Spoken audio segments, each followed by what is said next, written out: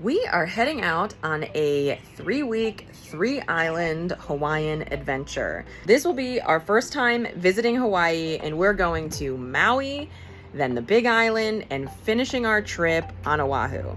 We have a ton of fun activities planned, and we really appreciate you joining us. All right, early morning. It is 6:30 a.m. and we are heading out on the road to Hana. Today we are in Maui and we are heading out on the road to Hana. It's a 64-mile drive. Now, they do say that it could take up to 10 or 12 hours because there's so many stops along the way that we want to make. So it is 6:36 in the morning. We have not really been sleeping well since we got here to Hawaii. These first few days, we've been getting up at like 4 or 5 a.m. We've been sleeping very well, but we've been falling asleep at like 7:30 or 8 o'clock at night. And then this morning I woke up at about 4 o'clock. So we decided to just say, hey, we're up. Let's get an early start and let's get out on the road to Hana. We've downloaded the Gypsy Travel Guide app, and there is a voice that's going to lead us through the journey today. It works with your GPS, so it knows where you're at, which is pretty cool, and it points out the different places that you want to hit along the way. We do have a list of our own. We've done some of our own research, but it's nice to just have that little extra bit of reassurance that we're going to be heading in the right direction. All right, so our first stop off here on the road to Hana is Twin Falls. It's the first opportunity we have to see waterfalls, so we just parked. There is a parking fee. How much was it? $10 bucks. Now we're on the trail. There's a bunch of other people here, so I guess everyone else is getting up early. Like the first stop, so of course It's the first stop, so yeah, everyone's here. The trail opened at like 7, so here we are. As we were walking up, Adam said, "This is what I thought Hawaii would look like." So, yeah, looks like Hawaii.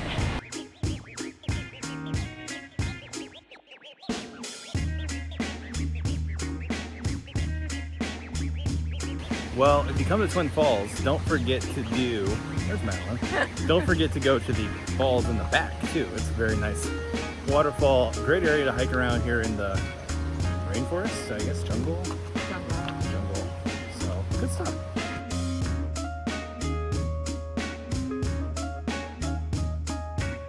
Well, that's Twin Falls behind me. Fun little stop, and we're gonna keep rolling. Another fun thing about today is we have a convertible, so we can really take in all the surrounding views.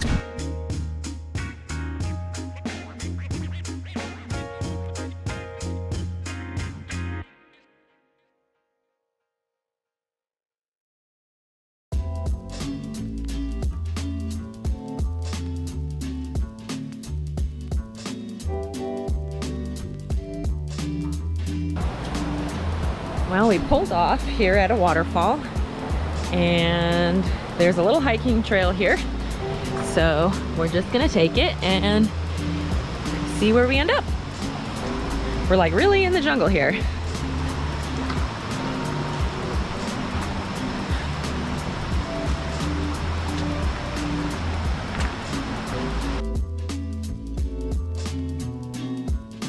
I like this spot. I'm gonna look up what it's called, but it's only a 2 or 3 minute hike, and it's a really nice waterfall.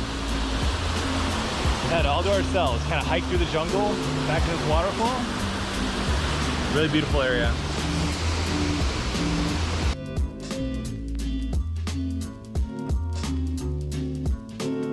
We've just pulled off here in Kona, and if you look behind me, basically we're getting a view of where we've come from. You can even see parts of the road from here. We've come a pretty long way, and this has just been such a beautiful drive so far. Wow, I sometimes can't believe I'm here. It's like I keep reminding myself, hey, you're in Hawaii.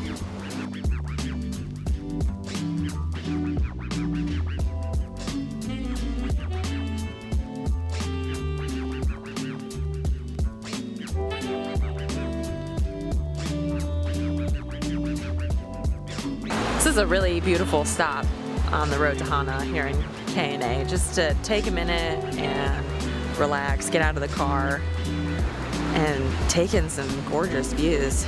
It reminds me of Big Sur in California.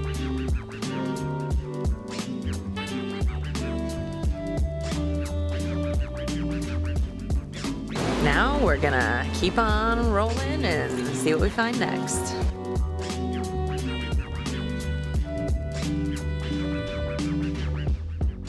We just stopped off at Aunt Sandy's for banana bread. It says it's served fresh, always served fresh. And first of all, this loaf right here is hot and it just smells like banana bread in this area right now. So they're definitely cooking it as we speak. So we're gonna unwrap it and have a little bit here. And we can eat it all week. And we're gonna eat on this bread all week. This is our first snack here on the road to Hana. Ooh. I don't even want to cut it. Can I just rip into it? Do you mind? I'm gonna rip into it like a monster. Oh.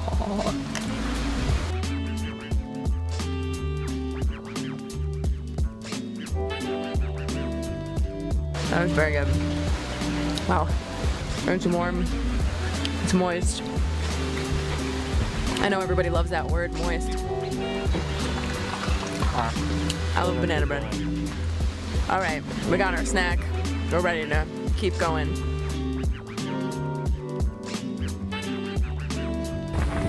You really feel like you're on the edge of the world out here.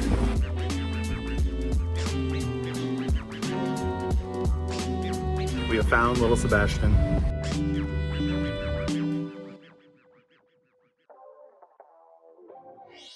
We came all the way to Hawaii and we found little Sebastian. We found him! So, overall, K&A has been a great stop here on the road to Hana. We took some nice pictures, we got some banana bread, we got to watch the waves crashing on the black rocks. I would highly recommend just taking a quick stop off here and relaxing for a little bit. It's really nice. Now we're going to head over to the K&A Arboretum and look at some native Hawaiian trees. Adam likes to call the Arboretum a tree zoo.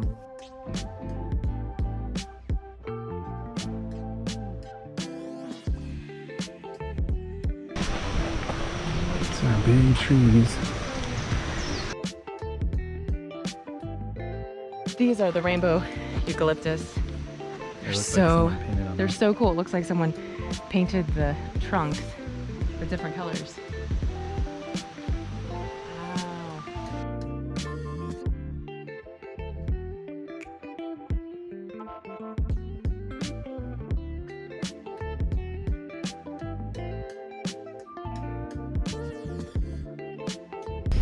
All right, we thoroughly enjoyed the Arboretum and now we're back on the road.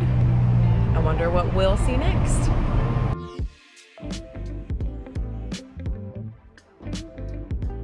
We are now halfway to Hana.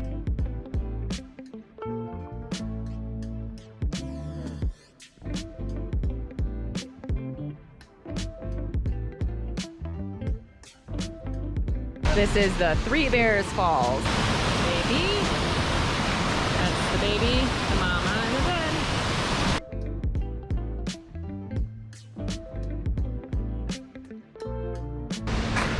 That was Three Bears Falls.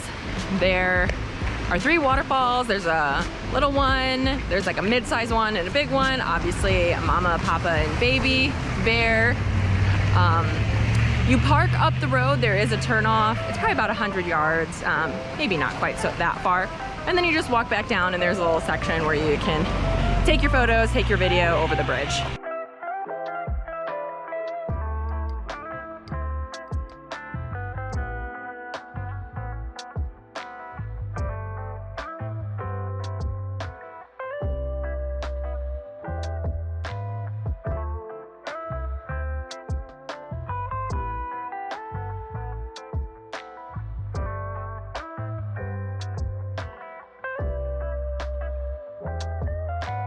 We have made it to Hana.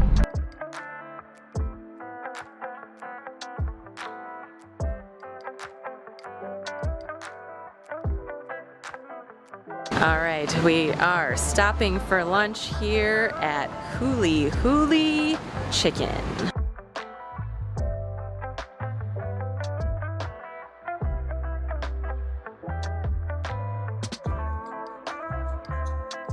We're just south of Hana. This is a lunch we've been waiting to eat all day.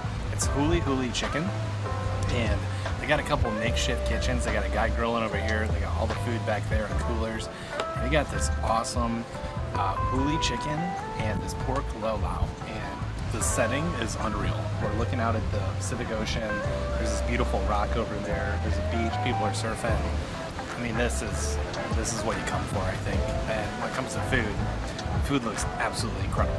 We just kind of ordered both, and we're gonna dive into the chicken first.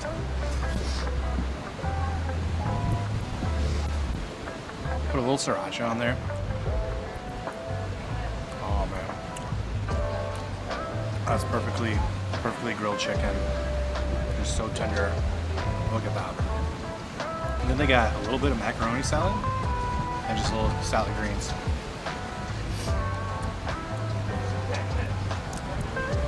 That's the best macaroni salad I've ever had.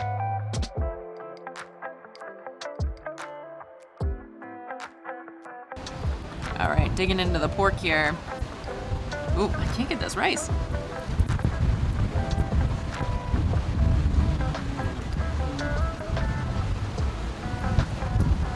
Wow, that is so good. It's got a great smoky flavor. And like Adam said, you cannot beat this view that we're looking at right now.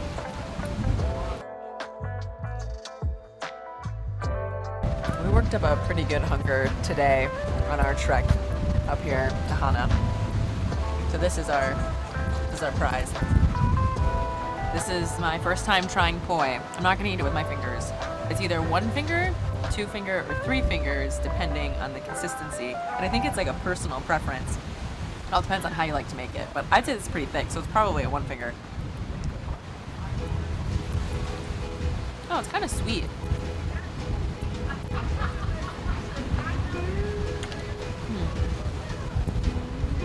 Interesting. It feels like I should be eating it on something or with something. And I know it's made from taro root. I guess I haven't really had, like, other than those like taro chips. It's not something I've ever had before. It's interesting. We are throwing in the towel. I hate to leave food on my plate, but the portions here are huge, and we're gonna continue driving. So, fortunately, that's all we can do. So we are on the other side of Hana now. Something to keep in mind is that Hana isn't exactly a destination. It's called the Road to Hana, and that kind of signifies the end of the journey that you're making, but it's really more about all the stops that you make along the way.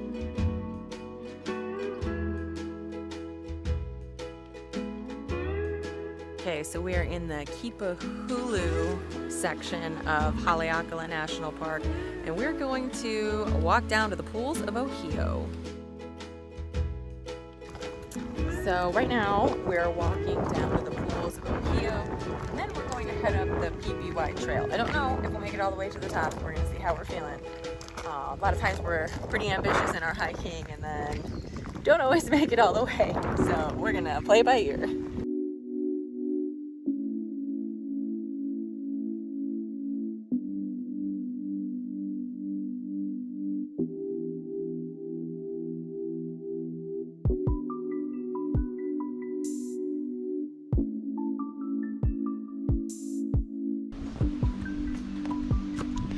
Whew. All right, elevation always gets you. It's getting you here in Hawaii.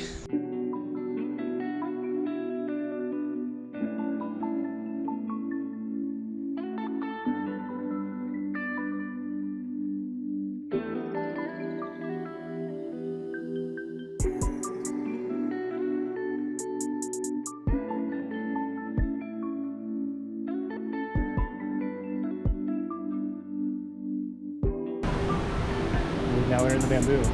We are in the bamboo forest. I didn't even realize. Wow, we're in the bamboo forest. It's been 1 mile, like 1 mile exactly. 1 mile, it's been about a half an hour. We're heading to the falls. It's another 0.8 of a mile. So. Well worth it so far. We're well making worth it. We're gonna do it all the way. We weren't sure. It's Madalyn's call. On video. My call. We're okay. Keep going.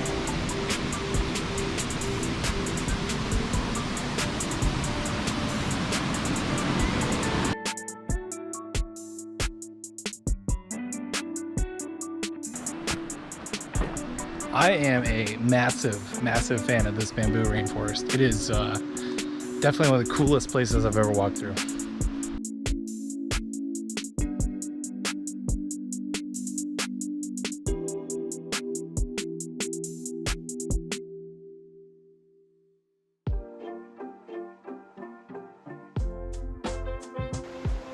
Well, we're not sure what the falls look like, but there's some waterfalls right up there.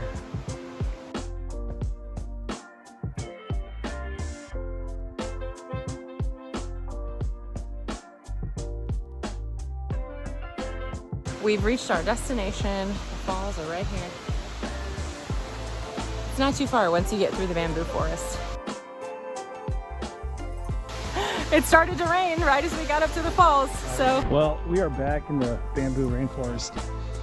We're getting caught in a flash rainstorm in the rainforest, and it happens that fast. We walked to those waterfalls, it was sunny, and about 3 minutes later, it was pouring on us. And so, I think that's the whole Hawaiian experience right there.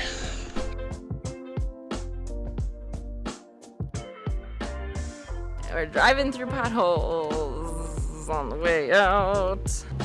Well, that was our first venture into Haleakala National Park. And we finished the PPY trail, right? PPY? YYP? We finished the PPY trail up to the waterfall. It probably took us about 2 hours. I think we started just a little after 2, and it's 4 o'clock now.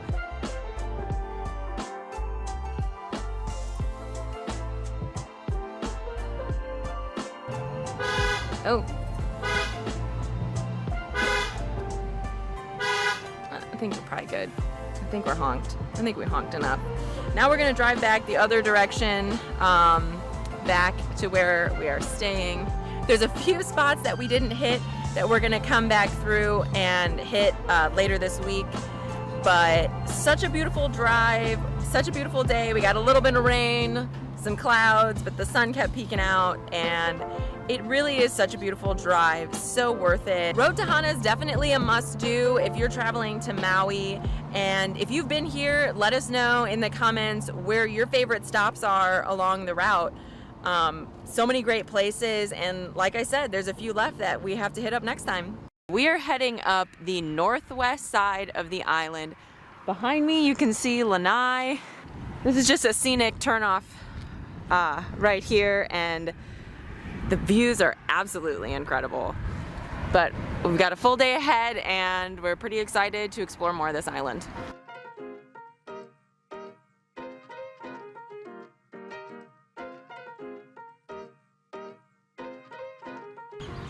Okay, so our first stop on our drive today was Leota's Kitchen and Pie Shop. Now, there was nowhere for us to sit inside, so we decided to take our pie to the beach. Okay. Eating pie at the beach. It's not a bad idea. Okay. We ordered a chocolate macadamia nut pie. Chocolate macadamia nuts has been our go-to snack pretty much since we got to the island. So we're continuing that tradition here in pie form.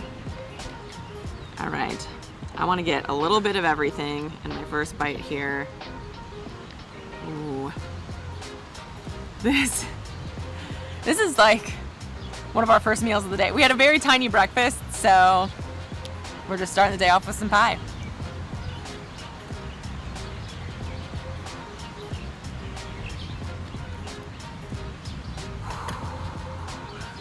That is rich and delicious. And probably not what we should be eating before we go to the beach, but we're in Hawaii, so we're just gonna live it up.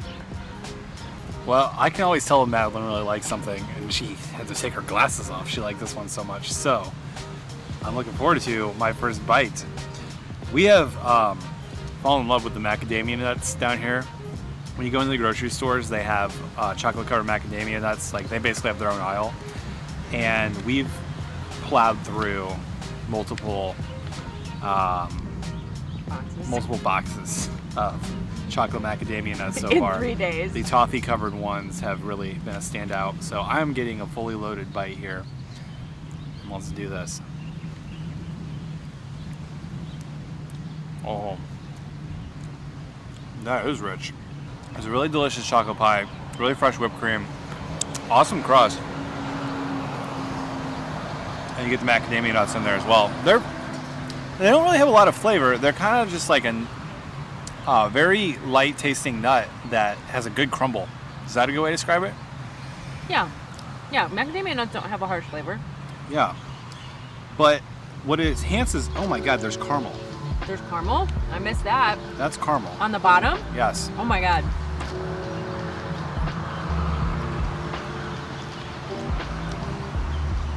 Wow. Wowie Maui. So, you know, the setting too. You're looking at another island. You got a sailboat going across the channel. Teal blue water. Eating pie. While we were planning this trip, we were talking about like, oh, I don't think we'll eat too many sweet treats. We'll make sure we eat a lot of fruit, and there's gonna be a lot of fruit stands. We'll stop, we'll get fruit, we'll get smoothies. And Been a lot of chocolate. we've eaten so much chocolate since we've been here. I am not complaining. I just thought we'd be slightly healthier on this trip, but so far, I mean, honestly, who were we kidding?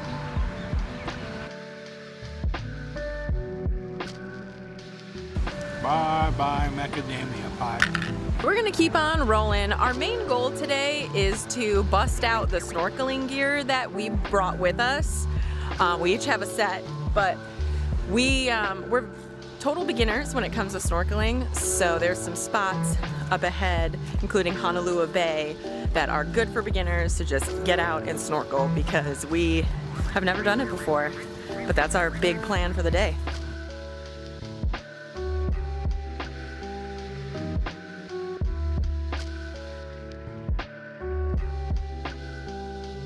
We're about to have lunch in the Paia Fish Market right here on Front Street in Lahaina. And one of the reasons I wanted to come to this place is because they have fresh catch fish.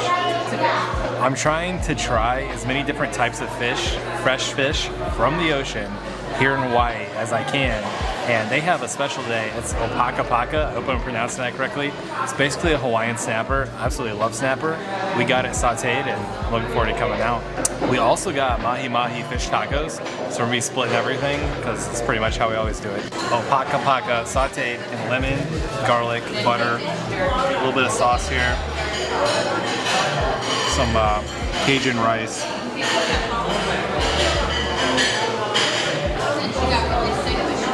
Oh man. Okay, mahi tacos. Ooh.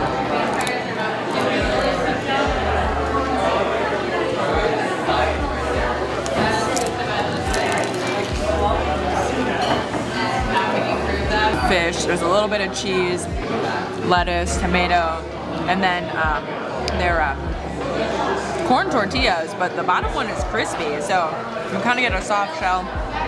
And like a double-decker taco. It's like a double-decker taco. A little soft and hard shell taco at the same time.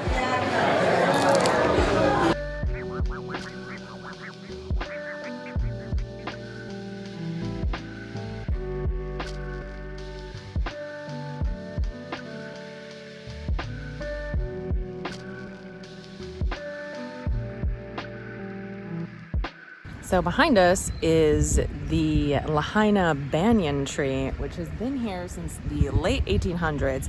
It is not only the biggest tree in Hawaii, but it is the biggest tree in the United States. It's on almost 2 acres here, right in the middle of Lahaina.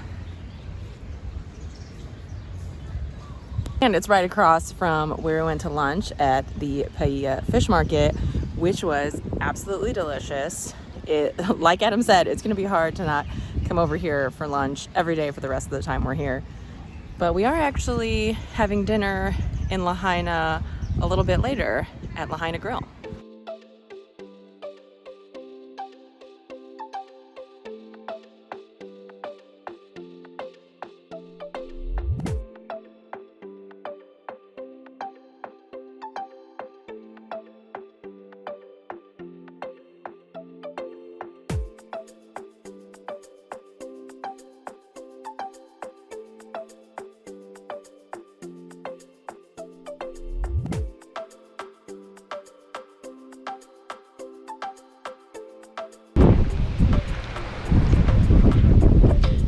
Down there and do a little snorkeling.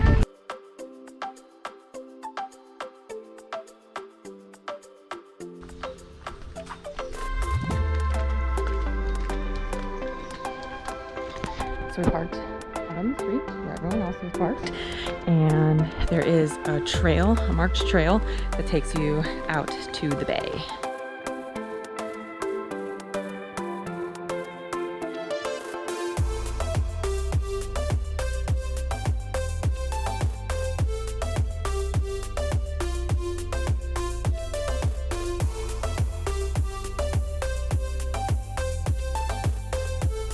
Here we are, snorkeling.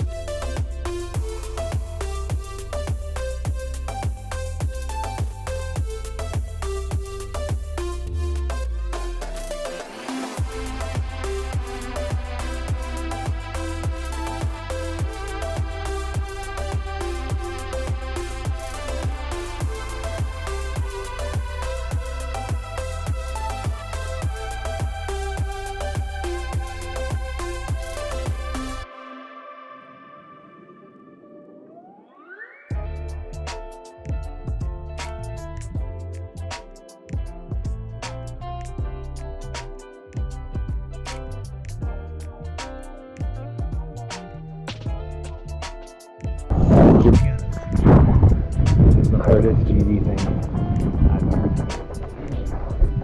It's so bad. This is part of the pathway leading up to the bay where we went snorkeling.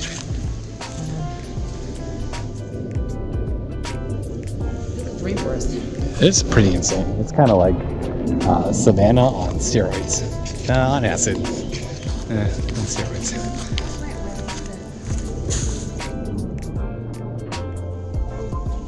We're not parked up here. Snorkeling was fun. It was very rocky beach, so the hardest part of snorkeling was getting in and out of the ocean. We saw a lot of fish. That was fun. But we're just learning. Maybe we'll get better. We want to keep exploring the north side here and maybe find a sand beach. It's a little easier to navigate.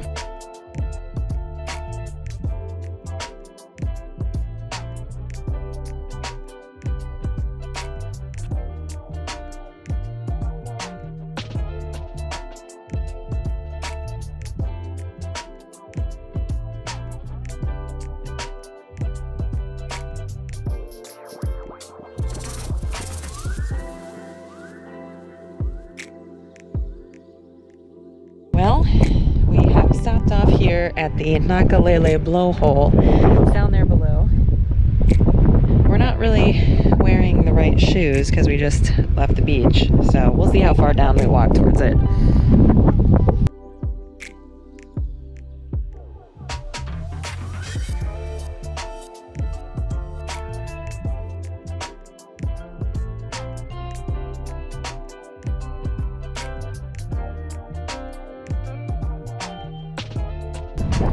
Brought sandals to the beach and not the right shoes, so we're gonna stop right here where the path.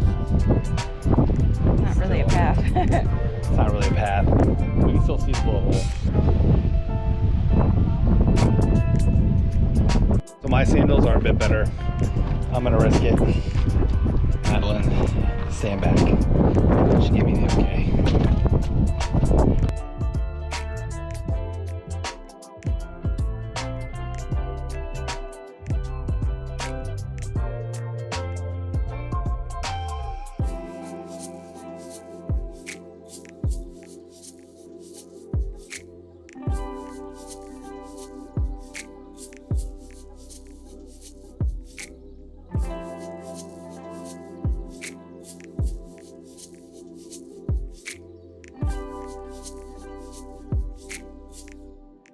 One of the cool parts about this blowhole is that it makes a mist, and then the sun hits the mist, and it makes a rainbow, which is pretty apropos for Hawaii. I want it to go off when I'm talking.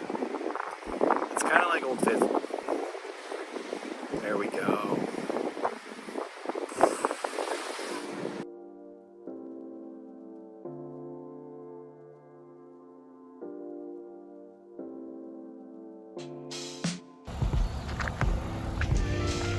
We're getting coconuts. That's a little one.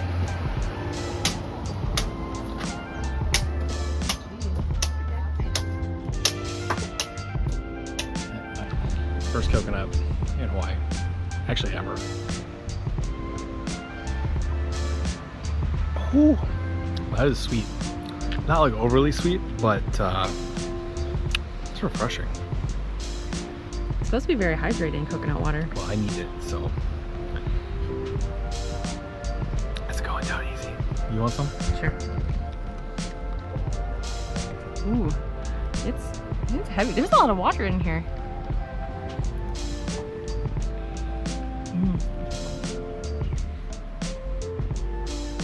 It is very sweet. It was very impressive watching him hack it apart. I've only seen that like on Survivor. That's a small coconut, by the way. Mm-hmm. Yeah, this was a small coconut. There was a larger one.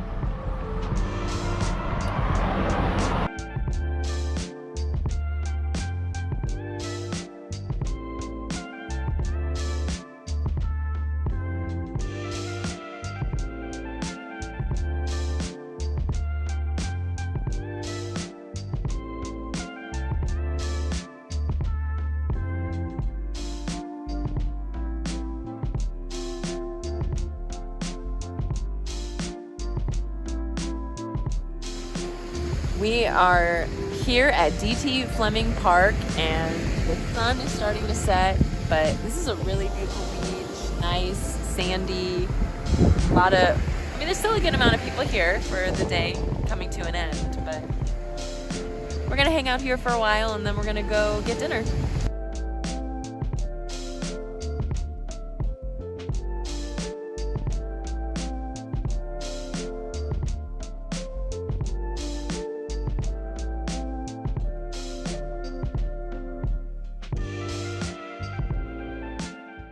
Tonight in Lahaina, we're gonna be trying a restaurant that was named one of the top 15 fine dining restaurants for the last 4 years. And that's the Lahaina Grill. And pretty excited, looked over the menu, they got land, they got sea. I'm in Hawaii, I think I'm going sea.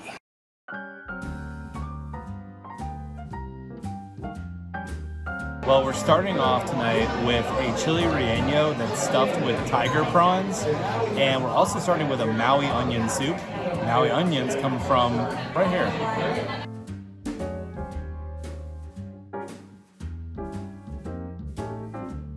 Let's let's go straight into this chili relleno. Oh my goodness, that thing is fully stuffed.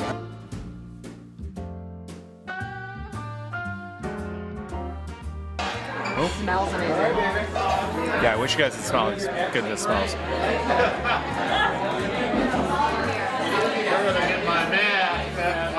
Wow. Seafood's really subtle, but pick up the pepper flavor. Obviously it's fried. And then you got this great tomato sauce. That's awesome.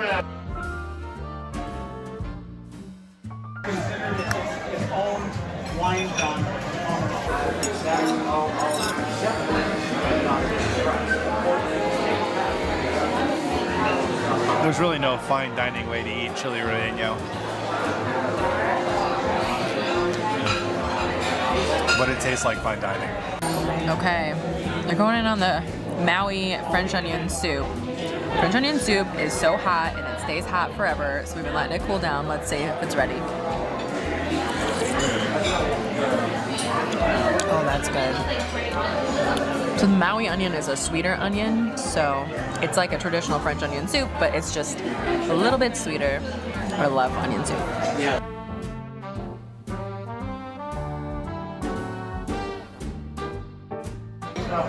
My goal on this trip is to try as many fresh Hawaiian fish as possible. So I'm getting the special tonight, which is manchong. I've never had that before. Quite frankly, I've never even heard of it.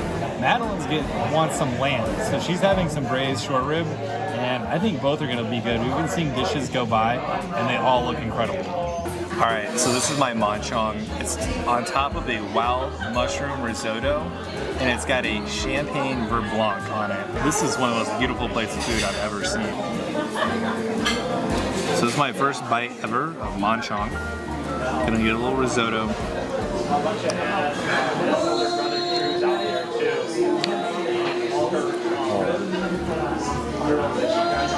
There's a richness there. It's another level. Like, this is insane. Vert blanc, the champagne vert blanc is it's very decadent. It's the only way I can describe it. It's very sweet and savory. The fish is really flaky. It's kind of like a sea bass a little bit. I'm very, very happy with this. Okay, this is my braised short rib on top of mashed potatoes. It is huge. I don't even know. Go down the middle. Oh yeah, it's just gonna fall apart. Oh man. Oh, absolutely beautiful. I love short rib.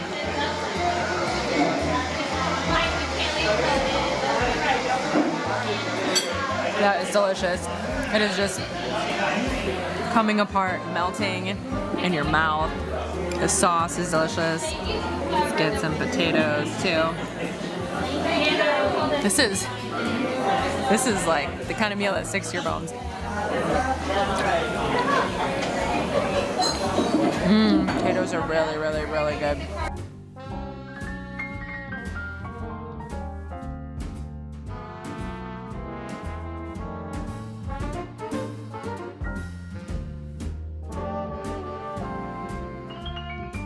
For dessert, we're getting purple berry pie. When we were in Maine, we fell in love with the blueberry pie out there.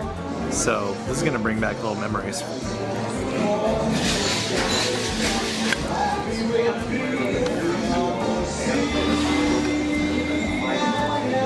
Look at that, that's so beautiful.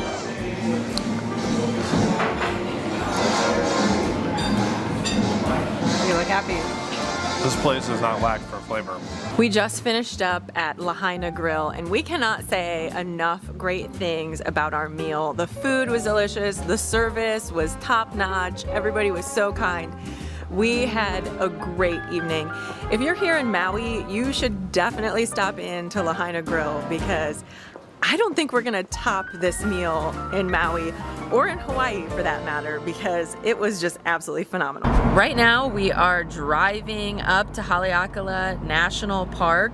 We're driving all the way up to the summit for sunset tonight, and the drive in is gorgeous. We haven't spent any time in the upcountry of Maui yet, and it's so lush and green and just the opposite of the beach. It's full of cattle farms, and there's a winery up here. Oh wow, and there's just beautiful views down, all the way down to the beach as well. And beautiful views of Haleakala, where we are heading right now. So today we're heading up to the summit. The other day when we did the road to Hana, we explored the Kipahulu area of the park and hiked on the PPY trail. But today we're heading up to the summit. I think we're gonna do a little bit of hiking around there too.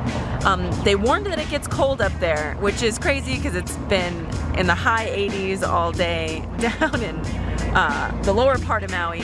But we brought some jackets and some long pants if we need them. They said it could they said it could get down to like the 40s up there. Now, we come from Chicago, so we're used to cold weather, but we may have adjusted to the Hawaiian temps, so we'll see when we get up there how we feel.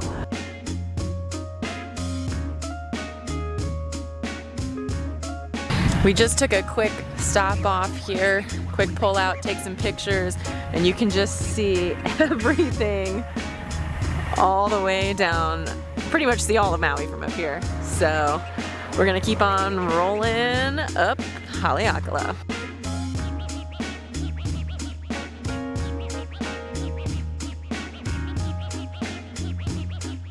So we're a little over halfway up the side of the volcano right now, and views are spectacular. The temperature has dropped from like the mid 80s at the bottom to 65. So we put the top up on the car. Yeah, it's no joke. It is dropping quickly as we rise.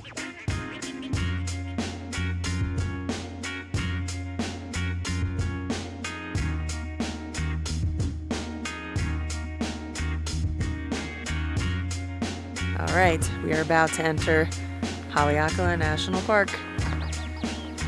We threw our jackets, sweatshirt on, just in preparation.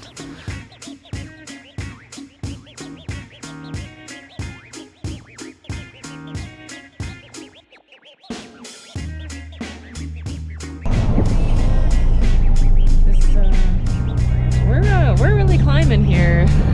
We're getting a little nervous over on the edge of this road here.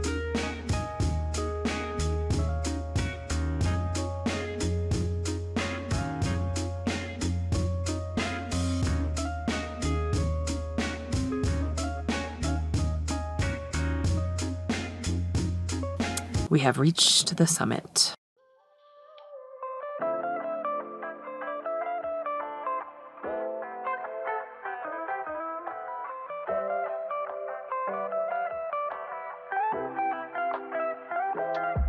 Said it was in the 60s when we got up here, but it is pretty chilly, I will not lie.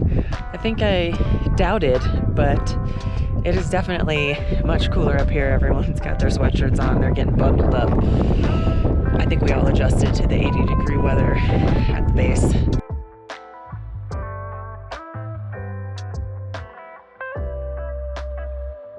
So if you look right there, that's Madeline, but over there, that is the Big Island.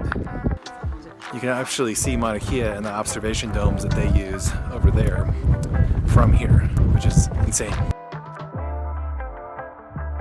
Well, we are up here at the summit, at the top of Haleakala, looking down into the craters and waiting for sunset. I mean, we're above the clouds here, which I don't know if I've ever really been above the clouds unless I was in an airplane before. So this is a first on the Rockies or something, but not quite like this. Doesn't quite look like this. You can see everything. We got here a little over an hour before sunset, and the parking up here is filling up. So there's additional parking down all the way down there, but then you have to hike up to this area. So I recommend getting here earlier rather than later, because limited parking. Well, it is cold out there. I think I doubted, but it's in the 50s and it's pretty windy. Yeah, we got lucky we got here when we did because we got a parking spot up at the summit. We weren't really going to go down in the crater today because that's a huge elevation change for a hike, and we'd rather lay on the beach. I think it's a really cool hike. But the thing about being up here is that it's windy and it's cool, and so we decided to come sit in the car and just kind of we're warming up a bit. We've got probably like a half an hour until the sun goes down, so we will reemerge. Sometimes as it in gets nature, closer. you just get out of nature so you can watch the nature. Yeah. But if you have hiked down into the crater and done any of the hikes in Haleakala, let us know about it in the comments below. We have emerged from the car again. It is about 10 minutes to sunset. So as the sun sets behind me, you can also see this big telescope right here, and that is the University of Hawaii's. This mountain is the 4th best place to view the solar system. So the University of Hawaii got a big telescope, and they can actually see a basketball in space 20,000 miles away, which is really useful when Space Jam is going on. Also, there is a U.S. naval base right there. Sorry, not the U.S. naval base. A U.S. observation belongs to the Department of Defense, and they monitor space activity. So there's about 8,000 objects out in space, and they track them all from that spot right there.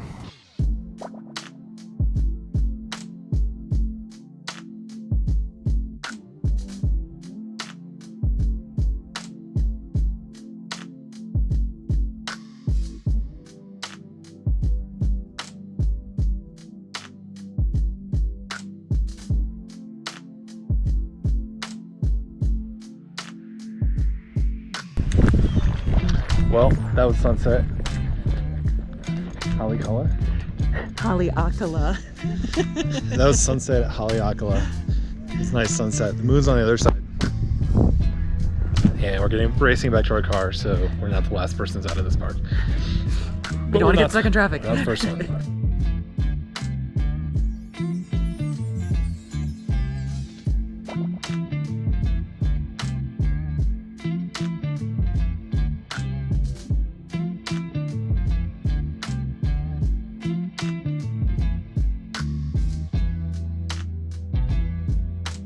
Well, that was sunset at Haleakala. It was beautiful. If you're here, you have to do it. It's really, I don't think, something that you can capture on camera. We tried. We'll see how it turns out, but it was absolutely gorgeous. Right now, we are heading into the Iao Valley. Today, we're starting our day off here in the Iao Valley, and behind me is the Iao Needle. We've just walked in, and it's beautiful. There is a $10 parking fee and a $5 per person entry fee, so keep that in mind when you're heading over to this park when you're planning your trip.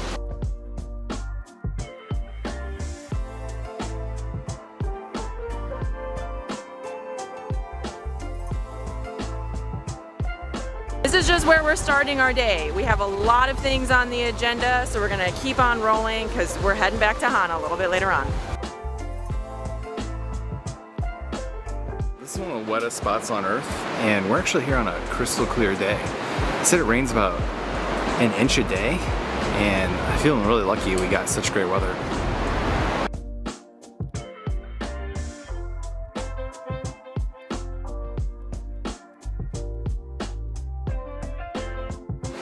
If you come over to the Iao Valley, don't forget to come down on the trail here by the river. Just really impressive to look up at these tree-covered mountains. You're here in a rainforest, and wow, what a nice day. We're lucky to just not have any rain. This is like I said earlier, it's one of the wettest places on Earth. They average an inch of rain a day, and there's not really a cloud in the sky right now, and it's just incredible. I cannot recommend a visit to the Iao Valley enough. The needle is very, very cool. The setting is awesome, especially how it's created with the trade winds. Kind of learn about that history, and then also just how green and lush this area is. It's really a must-do in Maui. But we have a big day, so we are going to keep rolling.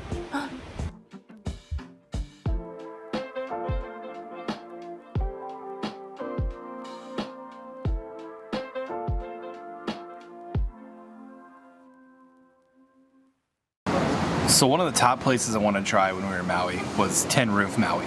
Now their chef, Sheldon Simeon, has been on Top Chef twice. Unfortunately, he's runner-up both times, but he grew up on the Big Island in Hilo, where it rains a lot, and Tin Roof is kind of a callback to the tin roof he had on his house growing up, and that sound of rain hitting that tin roof. So his food is all about family, and I really wanted to try this spot, and I'm glad we grabbed it for lunch as we head out to the road for Hana. We stopped at a local beach because it's a takeout only spot. We got the mokiko chicken and the chopped steak, and they both look delicious. It's chicken thighs that are double fried, covered in a sauce. I got them over garlic noodles. That's one of the things that he's known for, is his garlic noodles. Look at that. Those garlic noodles. A nice big piece of chicken breast here. One of the things the chef talks about, he's got a cookbook, which I'm gonna buy when I get back home, and it's how to cook real Hawaiian food. And he noted that, you know, Hawaiian food isn't necessarily just Spam and ham and pineapple and pizza. Hawaii is a very ethnically diverse place. You have a lot of Filipinos, Japanese, you have native Hawaiians. And so there's some fusion of that food, but each culture brought their most favorite dishes, and they've kind of, you know, picked and chose their favorite dishes from all the different cultures. So you do see a lot of fusion on the menus, but you actually see some traditional items. One of the fun parts of coming here is trying all the different foods and learning about why they're here and what they're doing with them now and how the food is shaping their culture. I have the sliced flat iron steak over rice. Adam ordered it animal style. It's not exactly like In-N-Out Burger animal style, but it seems like maybe it's a little nod. Oh, all right.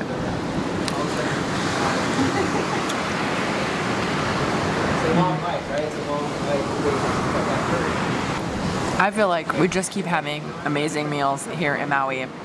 Every place we've gone has been absolutely amazing. This is just another one to add to the list. I think we're gonna lay at this beach for a little bit, and then we're gonna hit the road to Hana for the second time. It's gonna be a much more relaxed trip over there, but it's such a nice day and it's such a nice drive. Why not do it again?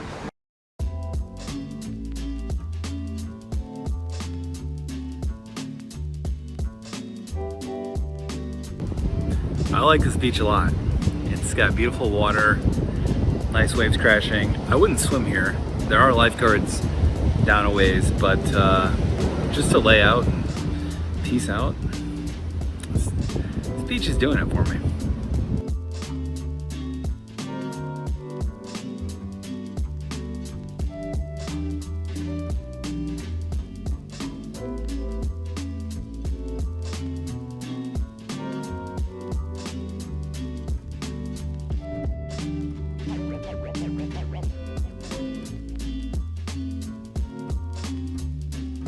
We are stopping off at Ho'okipa Beach.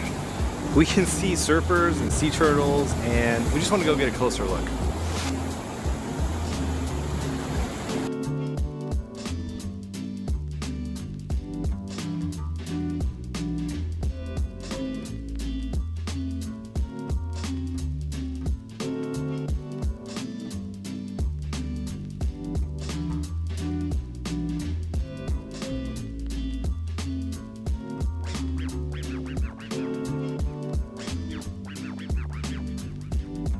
This could be Turtle Town, but it's not.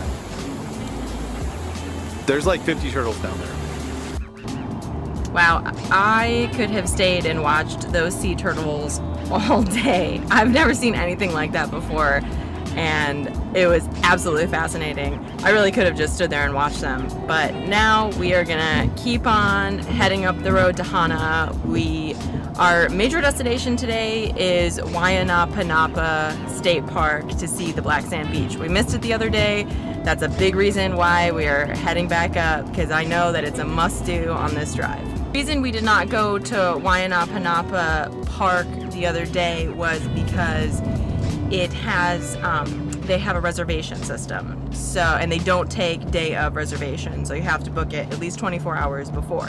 And when we decided to drive up the road to Hana the other day, it was a bit of a, you know, last minute decision. We had woken up early and we were like, let's go to Hana. So if you are doing this drive, make sure that you reserve your parking and entrance into Waianapanapa State Park, because you don't want to be like us and miss out. But we're not missing out because we're making sure we head back up.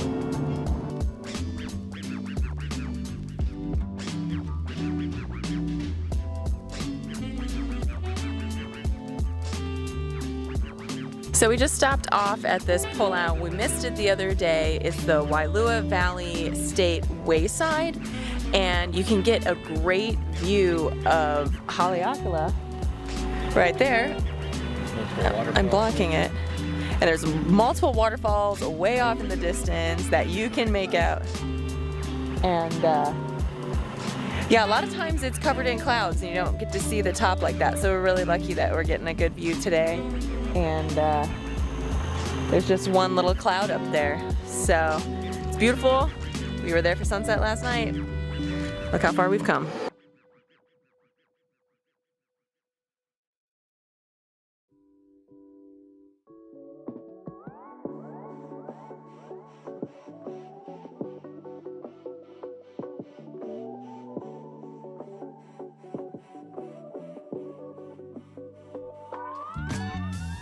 We made it to our destination at Waianapanapa State Park. Now we're gonna head down to the Black Sand Beach.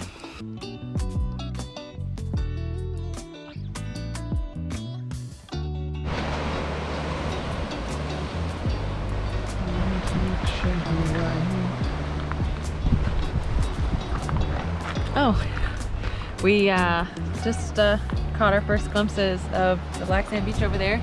This is a gorgeous area. I mean, the cliffs are incredible. I'm so glad that we came back, and this was something we missed the other day, and I'm really glad that we made up for it, because I wouldn't have wanted to miss this.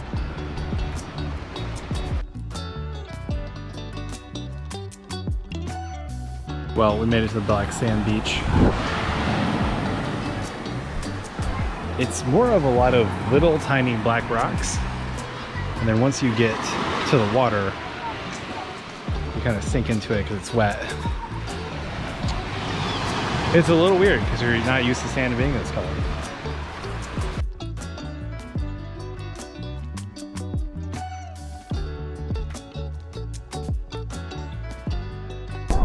It's really rocks underneath. They don't hurt too bad.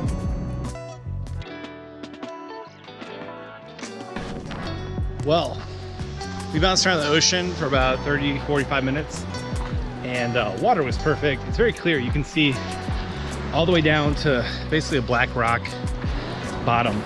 And now we're going to hike along this trail alongside the beach here.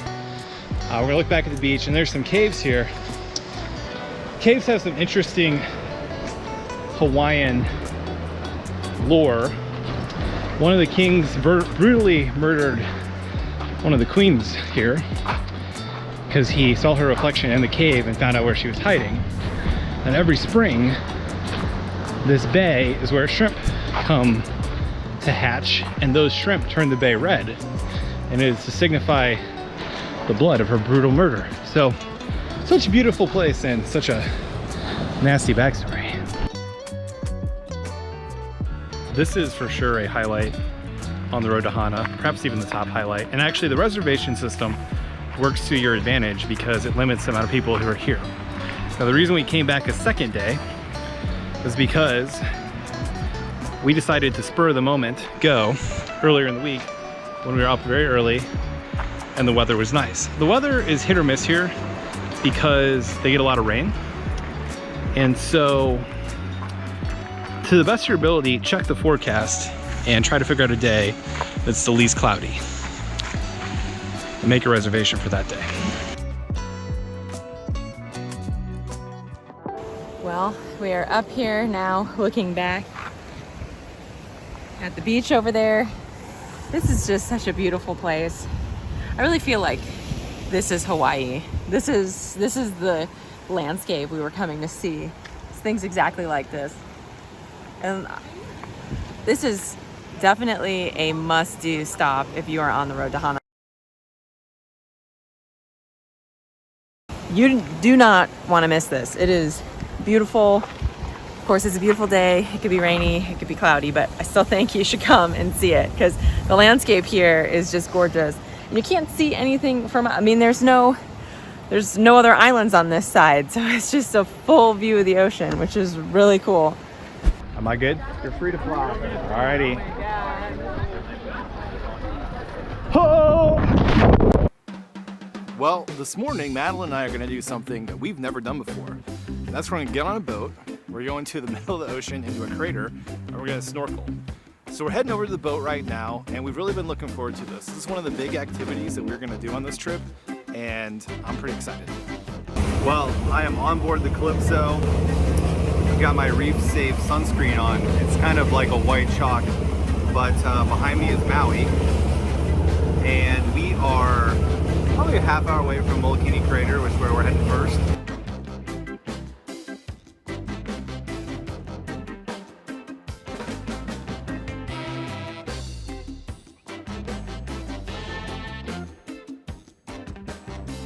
And the water temperature today is like 75 degrees. And they said this channel is basically lake-like conditions, so we picked the perfect day by chance, and we're pretty excited to get out there and do this.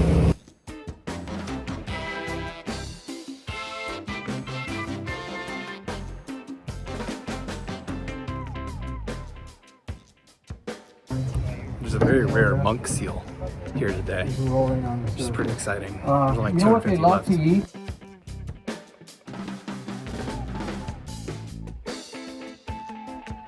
A safe area to dive. We're about to go Stay in the area.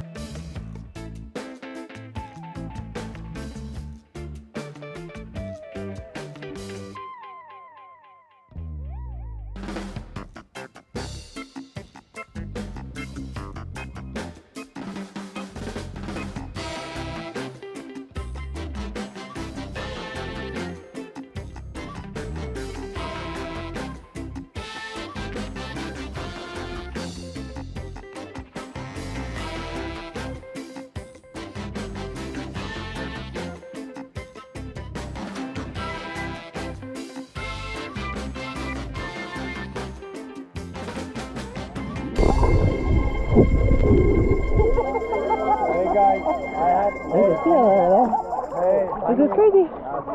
This is crazy.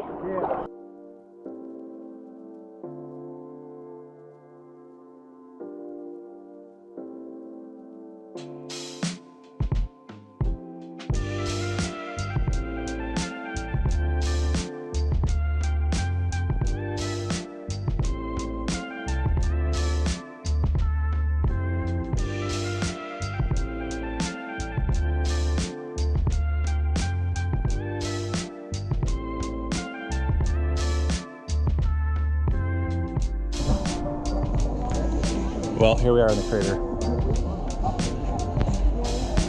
Snorkeling was tons of fun. Am I good? You're free to fly. Alrighty. Oh!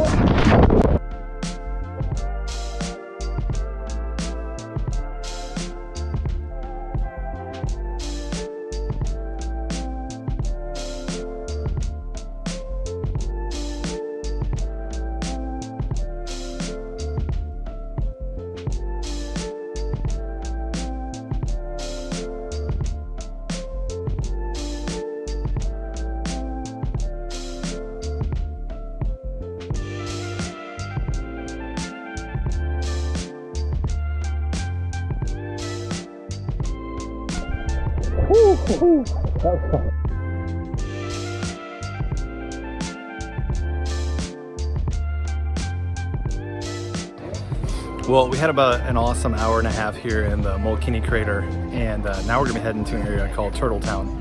It's supposed to be a lot of sea turtles over there. Got to see the seal here. That was really cool. And what an experience.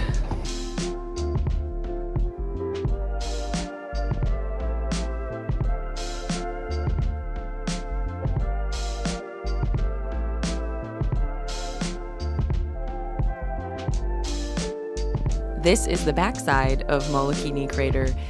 It was once used as a military test site.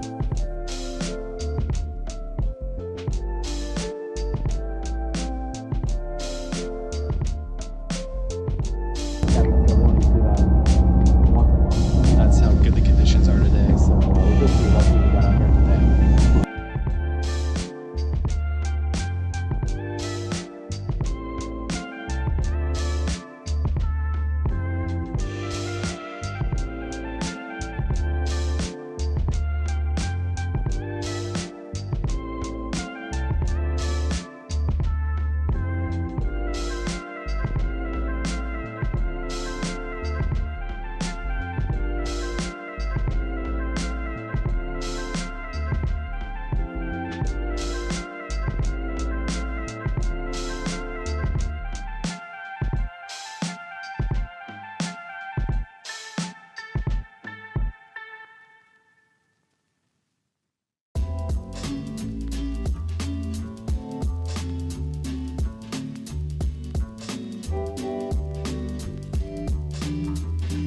We are in Turtle Town swimming with these sea turtles. I've seen so many. It is amazing. It's been We've seen incredible. so many. They've been swimming right underneath us. It's incredible.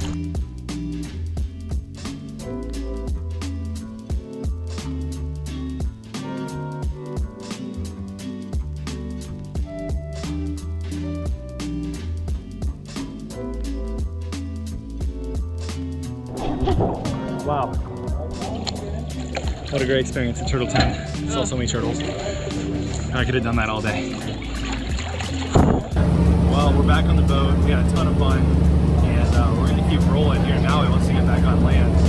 It's our last full day here. And I could have stayed in Turtle Town all day because that was unreal. incredible. Best experience so far.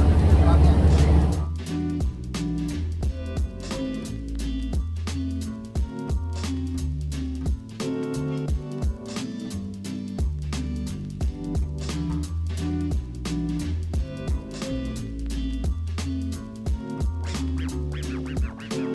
After an incredible morning of snorkeling, we have worked up a hunger. So we're heading over back to Lahaina. We're gonna get some ice cream, some craft beer, and some dinner.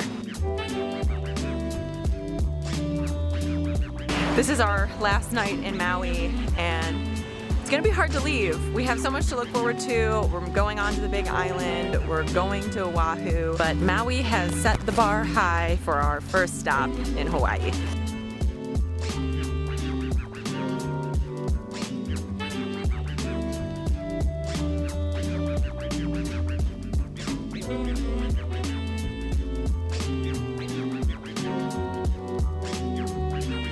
So tonight in Maui, I want to go a little more low-key. So into a fish market that also serves hot food. I got a Ono burger. It's 100% ground Ono, which is another fish I haven't tried yet. I'm excited to try it in a burger form.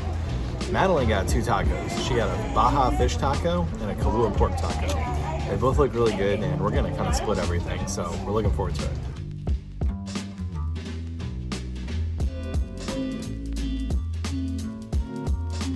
All right, I'm gonna dig right into the Ono burger. It's got lettuce over it.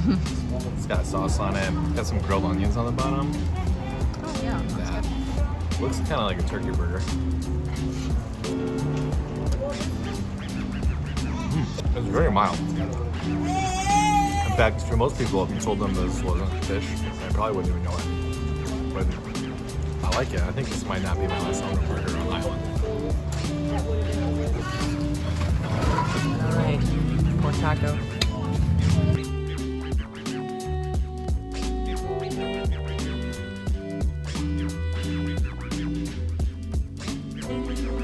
That was very good. There's a lot of pork on here.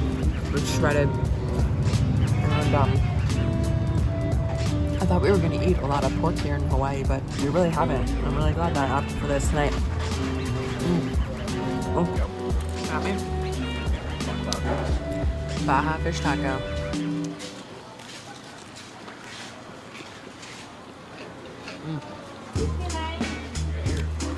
It's fried mahi. It's super crispy. Pico, and then the sauce came on the side here. really good. I'm not sure what it is, but the sauces have been on point since we've been in Hawaii, I have to say. We haven't had a fried fish taco yet, so mixing it up again. This is a great spot.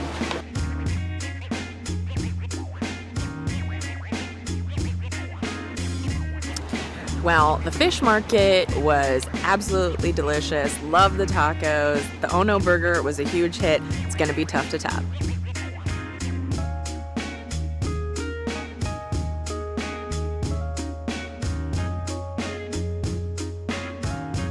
Well, you know that we absolutely love visiting local independently owned craft breweries.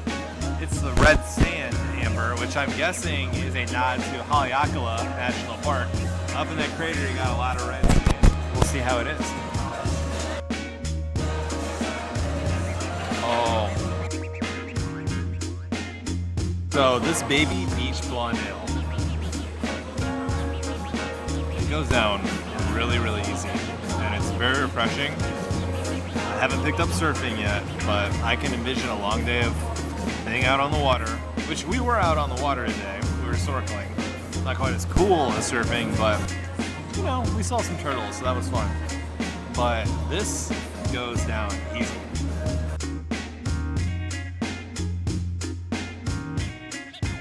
Wish they'd bottle that up and send it back to the mainland.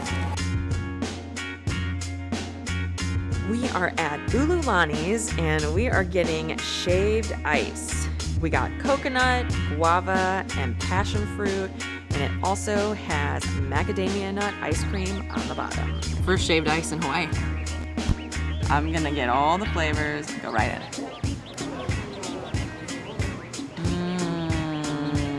When you get a Hawaiian ice at home, it's like chunky, and it's got a very syrupy topping to it, which was different. Today we are exploring South Maui. We're in Kihei and we're heading for lunch at Coconut's Fish Cafe. We're here for fish tacos. We love fish tacos. Let's do it.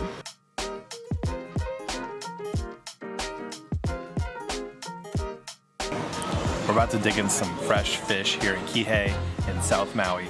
And this is a macadamia encrusted mahi-mahi. It's local fish. We have eaten a lot of macadamia nuts because there was chocolate covered macadamia nuts at our Airbnb when we got there. So I thought, well, let's keep the macadamia nut train rolling and put it on the mahi-mahi, which is what we've done here. So let's dig in. Oh man, that looks beautiful. It's on a big bed of brown rice.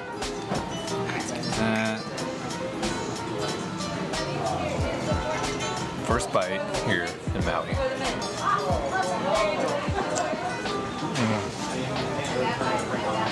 That's very, very good.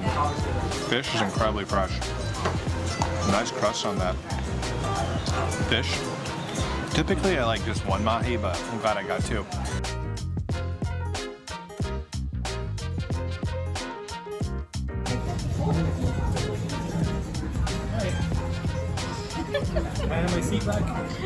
Okay, so we got fish tacos. It even says on the door that their fish tacos are famous, and that is what we came here for. It looks absolutely beautiful. There's slaw, there's pineapple, tomatoes. This is gonna be a little bit messy. We're just gonna go for it, and then I'll probably eat the rest with a fork.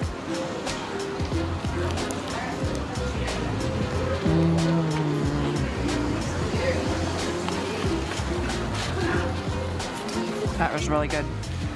The pineapple on top is delicious, and then this slaw here has got a sweetness to it, and it really balances well with this south of the border sauce. I gotta find out what's in it. And obviously, the fish is delicious.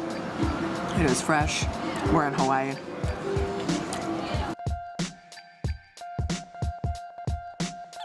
Look how beautiful this taco is. It's a huge taco too.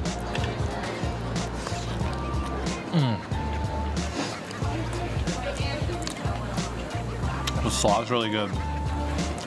Fresh fruit. And it's so much fish. Usually I get hungry after I eat fish, but I think it's because I don't eat enough fish. Those fish are gonna keep me full.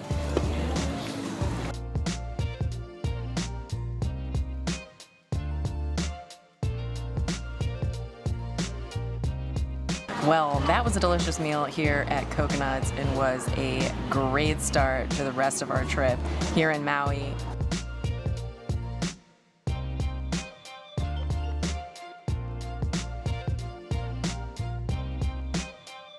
We're out here exploring more of Maui. Right now we're at the Kealia Pond. If I'm saying that wrong, let me know in the comments below. But it is a wildlife preserve here.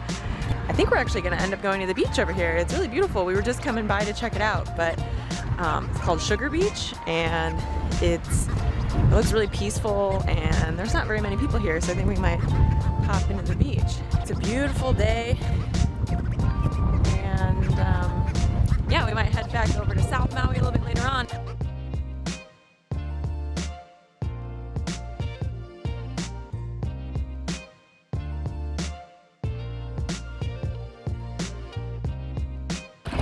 Well, good stop at Sugar Beach. We got some sun in the morning. Also got a little windy. Happens around here. We're gonna grab one of the quintessential dishes in Hawaiian cuisine, and that's poke. Poke really exploded on the mainland. They basically doubled the amount of places that serve poke in the early 2010s, and pretty much find it everywhere now, but I'm here and I want to try the real thing, and I want to try on each island we visit. And so we're in Maui, and we got a spot picked out here in South Maui that we're gonna go grab some poke at, hoping for some really fresh fish. They do different types of poke based on what's fresh catch, and I'm excited about it. Well, we just put in our order at South Maui Fish Company. I got the poke bowl.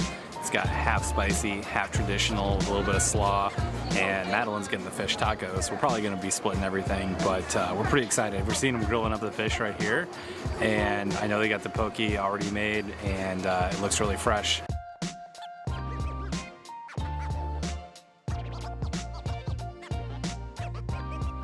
We got some live music here in this plaza we're eating in. They really turned this center courtyard of this shopping center into like a restaurant, and then the little bar over here, they got live music. We're gonna go in right into the tuna. Look at that. This beautiful fish, very pink.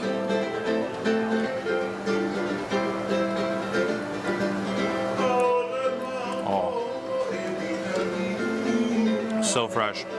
The little sauce they put on it, sesame seeds, nice crunch. That's the real thing right there. Never had poke like that. We also got their daily special, which is a macaroni salad with smoked marlin. It looks absolutely gorgeous. I've eaten a lot of macaroni salad in Hawaii. I didn't know that was such a delicacy here. That's really good. I'm learning a lot on my trip. This is delicious, and the sauce that is drizzled on top is fantastic.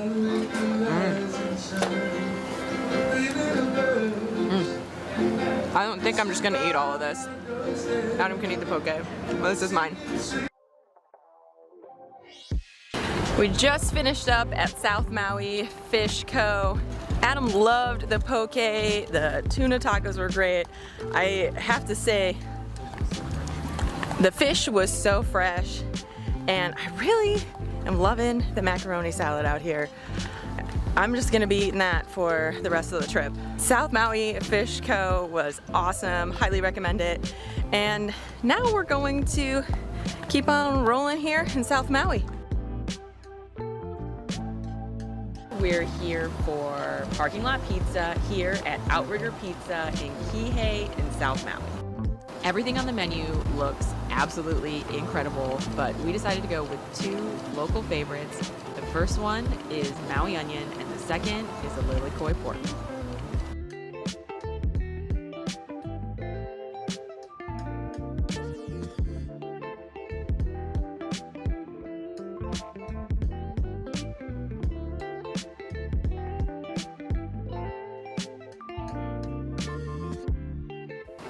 Ooh, oh my gosh.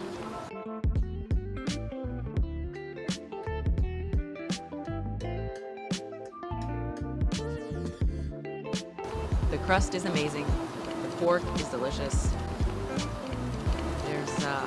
there's a lilikoi sauce drizzled on top. I'm pretty happy we're on Maui eating pizza.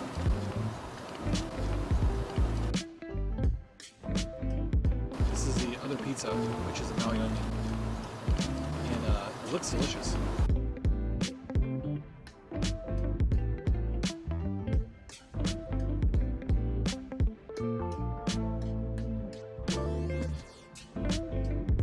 We had a great time at Outrigger Pizza. We're gonna go keep exploring South Mountain.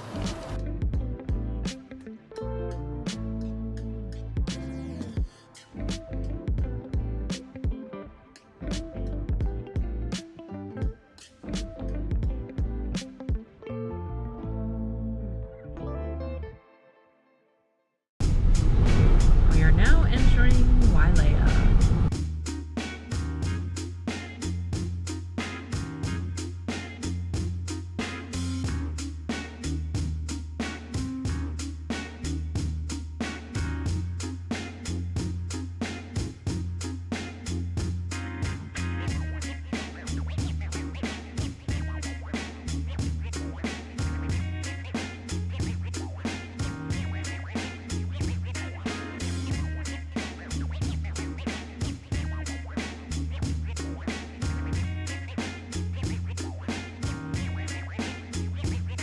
It might rain a little bit.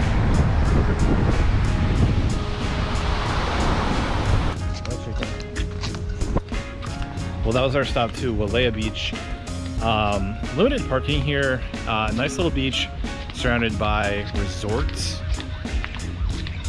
Our plan for today here in the south part of Maui was to pop in to different beaches, spend about 30-45 minutes on a beach, figure out which ones we like, and then probably come back later in the week when we find the one we like the best.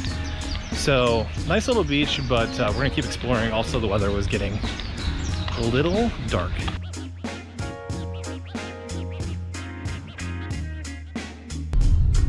Well, we kept driving south and we've ended up in this natural area reserve that's full of black rock. I'm not sure if it's volcanic rock. It looks like it was all busted up, so it doesn't quite look like it's solid lava. So I'm not quite sure what's going on out here, but we're just driving around and checking it out. Yeah, I don't know. Drive far south. If you drive down, down all the way down to the south, this is what you're gonna hit. Our next stop here in South Maui is the Maui Brewing Company. This place is huge, and it's got a great view of the mountains to the north. As you may or may not know, there's not a lot of room for fields of crops here in Hawaii, and what they do have in terms of agriculture is very sustainable and usually for fruit. So they have to get all their barley from the mainland. They ship it over and they brew the beer here, and then sometimes they ship the beer back. So logistics in action. So we got two beers here. We got the Barefoot Brew.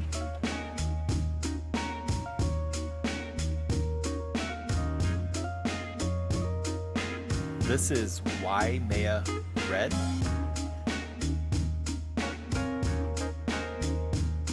Ooh, man.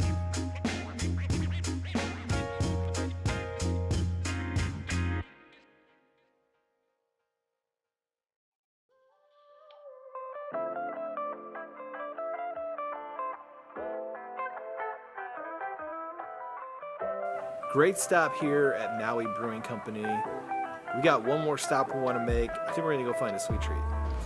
We're at the Sugar Beach Bake Shop. Sugar Beach Bake Shop is actually owned by the owner of Uluwani's Shave Ice, which we had the other day.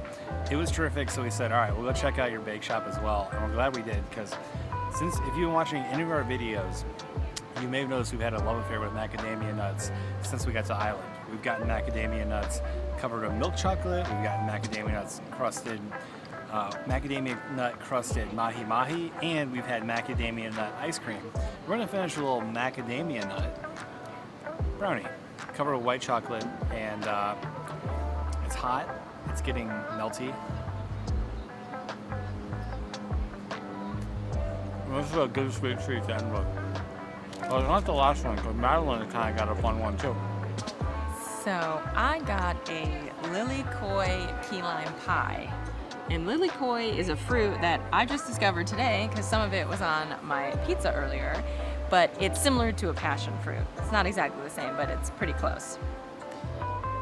And I love key lime pie. That looks great. Looks really good.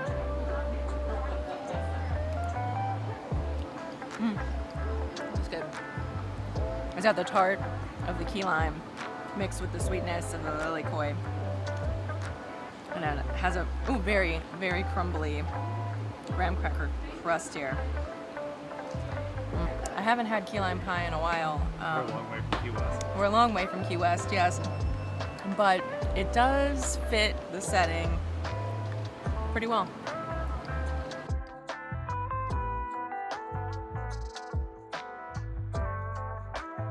But I cannot believe how much pie and like candy and baked goods we've had since we've gotten to Hawaii. I really thought we would just be eating like fruit and really lean food while we're here, but these bake shops have been bringing it.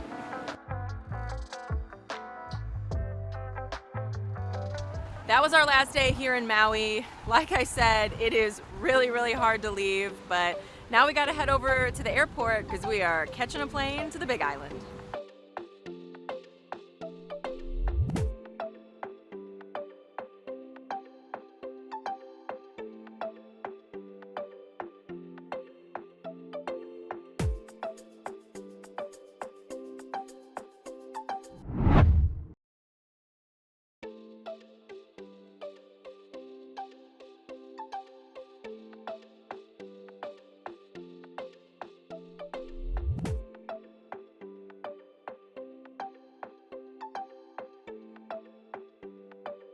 Well, we have landed in Kona.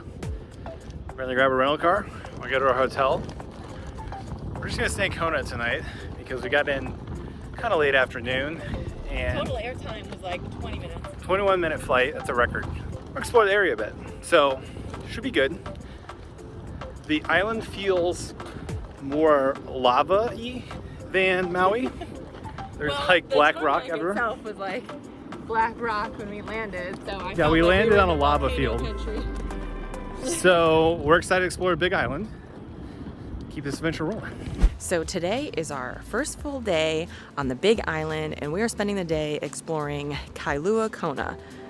And our first stop here in Kona is coffee. Well, we got our 100% Kona coffee, and I'm not a big coffee drinker, but I do appreciate good coffee. So it's local, and I like that. We're just gonna sit here and discuss the fun things we're gonna do today. We might go to the brewery, definitely gonna go to a beach a little bit. We're gonna check into a resort later. So, you know, we're just gonna explore the area a bit, and it's such a nice day. Of course, you know, saying that in Hawaii is kind of redundant, but I'm digging Kona so far.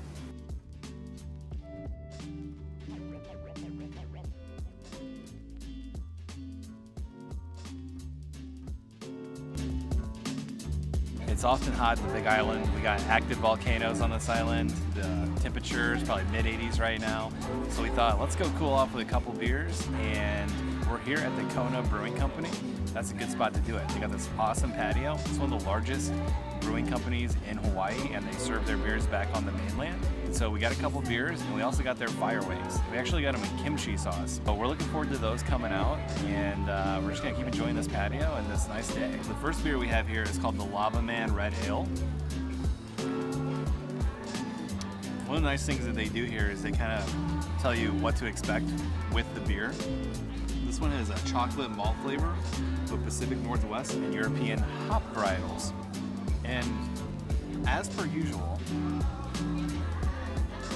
in Hawaii, the beers match the climate. So even if it's a darker beer, it's a lighter version of it.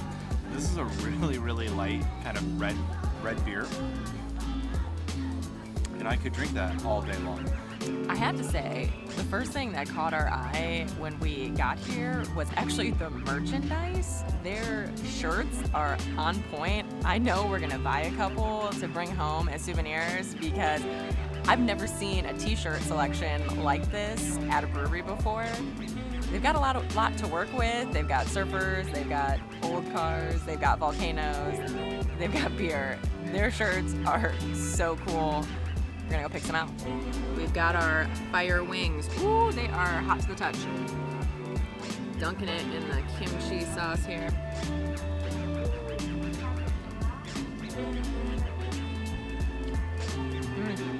That was really good. Alright, yeah. I can't say I've ever had a kimchi chicken wing before, but I like it.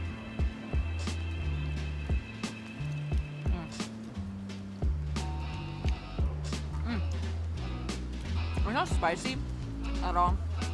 It's a little more on the sweet side. I can't say like the kimchi flavor is overpowering, but it's just a nice little hint of kimchi. The wings are really good too.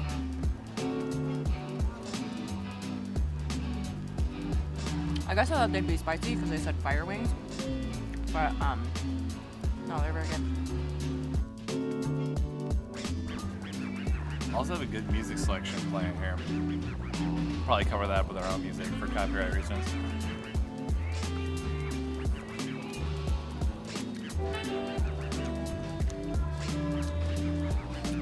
One of the things that's really cool about the Hawaiian Islands, you have Filipino, Japanese, Korean, a lot of Asian countries, South Pacific. They all bring their food customs here. They do them really well, and so you see this kimchi flavor is kind of a nod to that. And I've never had a kimchi sauce before. I do like a good homemade kimchi in Korean cuisine. This is a kind of like a sweet and a little bit of sour, like a sweet and sour sauce.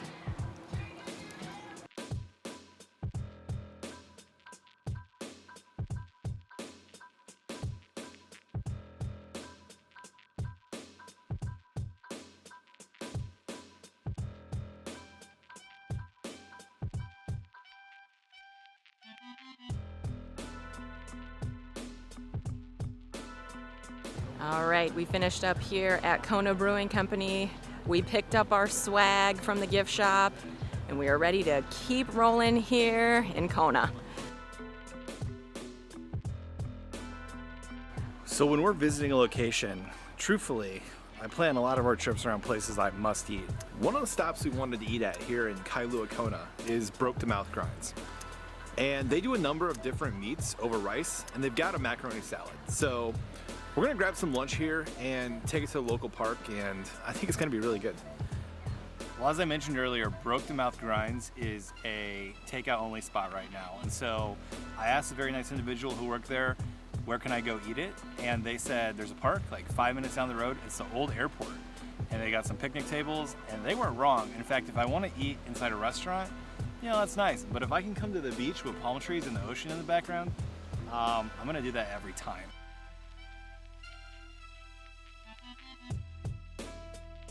This spot to eat lunch is absolutely awesome. It's perfection. And look at this food. We got the spicy fukake chicken. We have the kalua pork, and we have the beef bulgogi. So we got the 3 meat plate for lunch. We also got the adobo pork fried rice, which looks absolutely incredible. And as per usual in Hawaii, we got a little macaroni salad. I am very, very hungry. I didn't really eat breakfast. We just had some wings. So let's just go ahead, dive right in, and I think I'm going beef bulgogi first. I haven't had a lot of beef since I've been out here. There's definitely a bit of a Korean vibe to Broke to Mouth Grinds, and this bulgogi is definitely a Korean dish, kind of blended with Hawaii with the kalua pork mac salad. Oh man. If you're coming to Hawaii, you might notice there's a lot of restaurants that use the word grinds. Now, when I first saw that, I thought grinds meant coffee, because you grind the coffee. It actually means food. So grinds means food. Ono grinds, I believe, means delicious food. Ono kine grinds means very delicious food. And broke the mouth means I have no words to describe the food, which I might start using that terminology a lot more, because typically when I eat really good food, I have nothing to say other than, wow, you should come try this. It's absolutely delicious. So broke the mouth grinds means food that you can't even describe because it's so good. That first bite of beef was absolutely awesome, and I'd say they're living up to their name. I am going in on the fukake chicken. There's some sauce on here. I have a feeling it might be a little spicy. Let's see.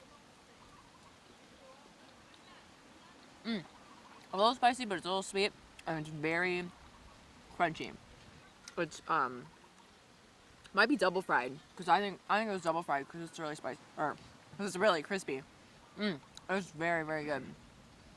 The sauce kind of sneaks up on you. Getting a little of that heat now, but I like it a lot. And then let's get some of this rice too. Pretty excited about this rice. I love fried rice. You said there's pork in this rice? Yeah, I believe it's like a pork fried rice? Pork adobo fried rice. Pork adobo fried rice. That's really, really good. The last thing we're gonna try here is the Kahlua pork. There was a sauce sitting in there. We're not sure what the sauce goes on, but we assume it's the pork. I'm just gonna pour a little bit on there. Can't hurt anything. I absolutely love sauce. So. Kind of makes it like a little barbecue pork. It is. Look at that. Oh. No joke. That's like a blend of Hawaiian barbecue and Eastern Carolina barbecue. It's kind of like a vinegar sauce, I'm guessing. I'm sitting by an ocean about as far away from North Carolina and the United States as I can get. And I'm having callbacks to sitting in North Carolina eating pulled pork. I think that's pretty cool. If you want to do lunch in Kailua, Kona, broke the grind's mouth, bring it over here to the beach. I mean, you're not going to get better than this. It's great food, incredible setting, and I don't know what more you want from a lunch in Hawaii other than that.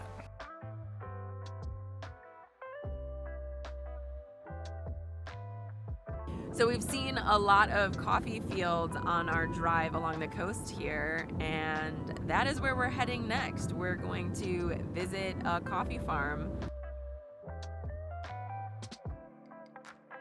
We are taking a tour of a coffee farm here in the Kona region.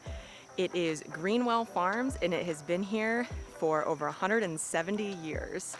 I love coffee, and I am just so excited to get out in the coffee fields and learn a little bit more about the process. First thing we spotted on the tour was an avocado tree. We've been looking for one of those.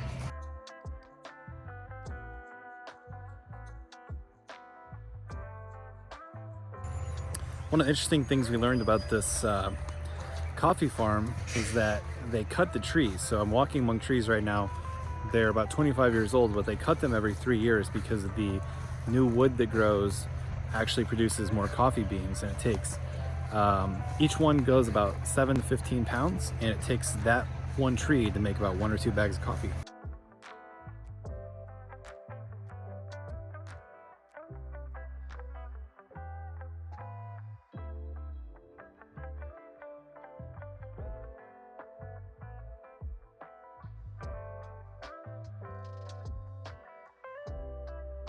Gonna pick out some good strawberry guava. Right? Is it almost yellow? That big one up there is good. Oh, are these the ones that we keep seeing dropping from the cars? I'm gonna get a big one up there? Why not? You can't reach it. What about this one There's right some here? in here. Right in I there. was thinking right here. Right? This is yellow. Strawberry guava time on the coffee farm. Strawberry guava. Go for it.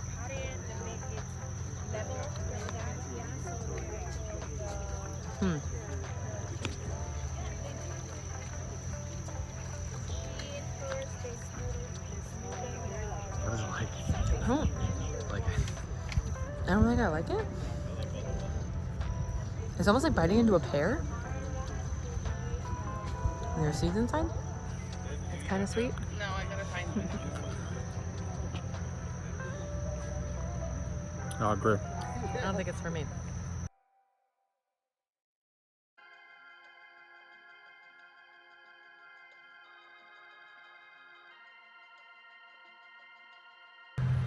I'm now standing in peppercorn plants. This is where your pepper comes from.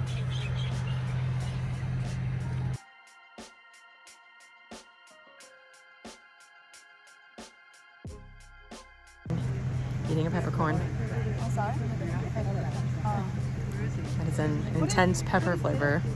It's like if you just like drank it straight from the pepper shaker. Whew. Burns. In here, there's a bunch of coffee seedlings, which are the younger coffee plants, and then also they grow vanilla beans here. They got a lot of product. It's pretty cool. Behind me are the 120-year-old coffee plants. They make $75 per pound coffee. So if you want some, order some.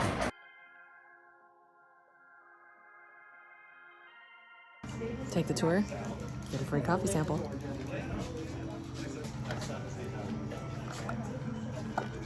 It's gonna be so hot. Macadamia nut coffee.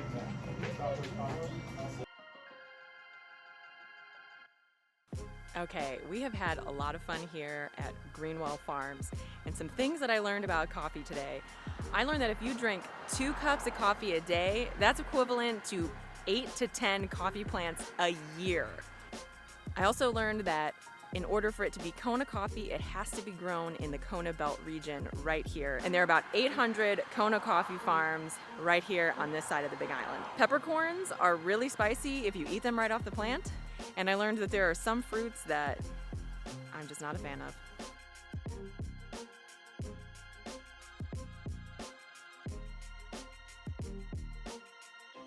We just checked into our hotel and we're a little hungry, so we're heading across the street to Big Kahuna's Beach Grill.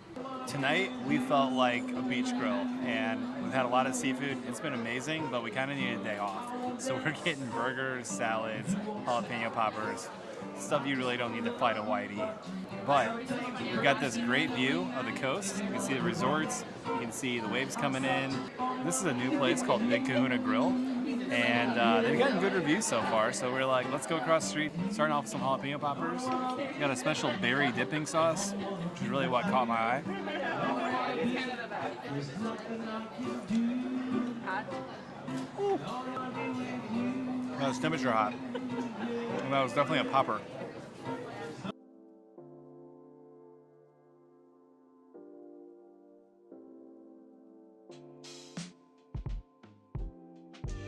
Well, since we're on the Big Island, I thought, what better way to honor the volcano that is currently erupting than to eat a volcano burger? And that's what we got here. It's got volcano sauce, red peppers, pepper jack cheese, bacon, kind of piled like a volcano, and more jalapeno poppers. I did not read the menu close enough and realized I was getting jalapeno poppers on my burger. Also got onion rings. That has nothing to do with the volcano. So let's just go for it. This is most likely to be the messiest thing I eat in Hawaii. Thank you.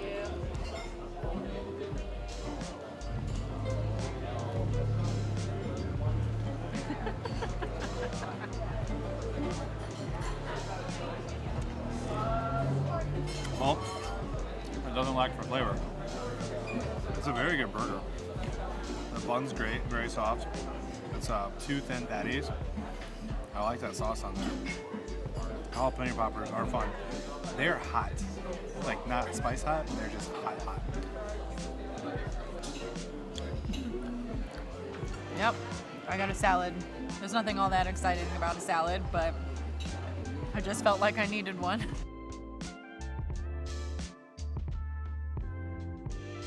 Well, Big Kahuna Beach Grill was a fun stop. They had live music, it's a lively atmosphere, open air rooftop with a view of the water right there behind me.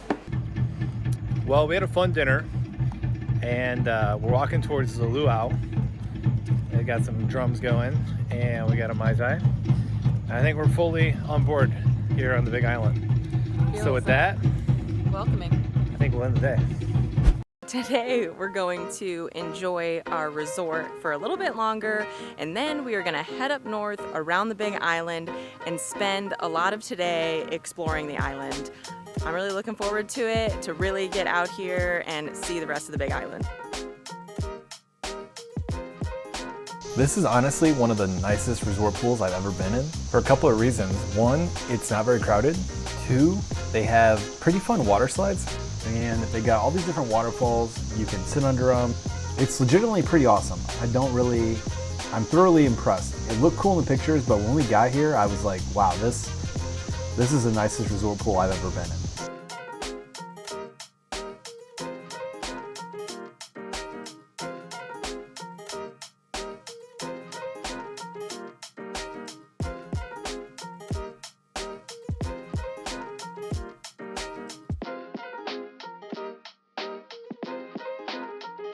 Our first stop here is going to be Hapuna Beach and Beach 69, which are two of the most popular beaches on the island, and they're supposed to be really beautiful. So we parked, we got to pay a fee to enter, and we're gonna go check it out. This is Hapuna Beach. It's a beautiful beach. It's big, white sand. There's a lot of people out here. It's popular for families, and we're just gonna take a quick walk on the beach. The water here is crystal clear.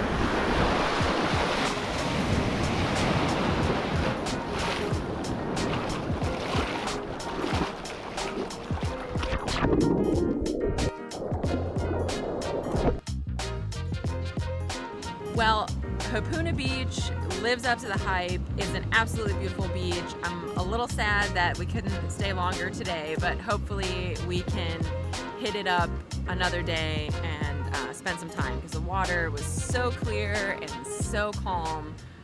It's a perfect spot to just kind of float around in the water. But now we are heading around the Kohala coast and taking in some more spots and some more views along the way. So we're gonna keep rolling here on the Big Island.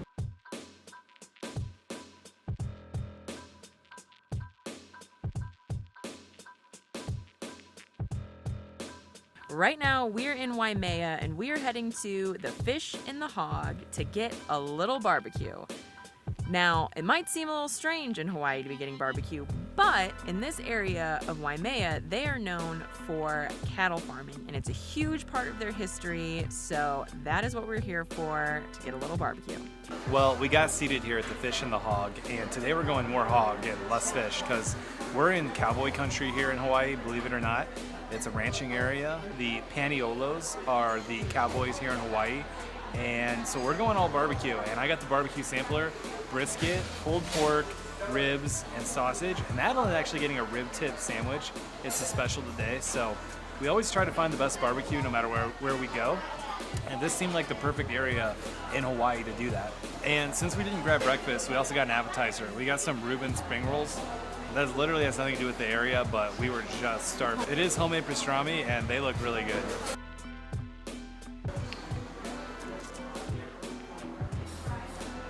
I saw this on the menu, and I wanted it. Oh, that's good. Pastrami is really good. And the outside of the spring roll is very, very crispy. I'm not sure what sauce we're dipping it in. I think it's like a Thousand Island sort of ranch mix.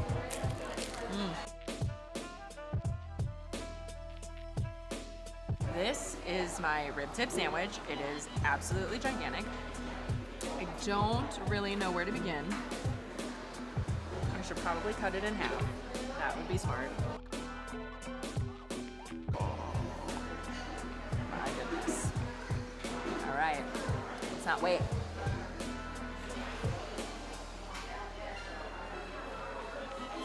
That is delicious. Their sauce on here is a little bit spicy. The rib tips are cooked perfectly. Wow. This is a huge sandwich though. I don't know how I'm gonna eat it all. Adam's gonna have to help me, and he has plenty of food on his own. Got some onion too. Onions, coleslaw, pickles. It's delicious. All right, we're going rib first. on this barbecue sampler. We're going with their house barbecue sauce, Paniolo, cowboy. Cowboy sauce on cowboy meal. I've been eating a lot of fish. First off, the barbecue sauce is really good, but I've been eating a lot of fish, and eat a rib feels good. This is their brisket. This is their crack seed barbecue sauce. It is their house barbecue sauce with a plum and kind of Asian vinegar flair to it.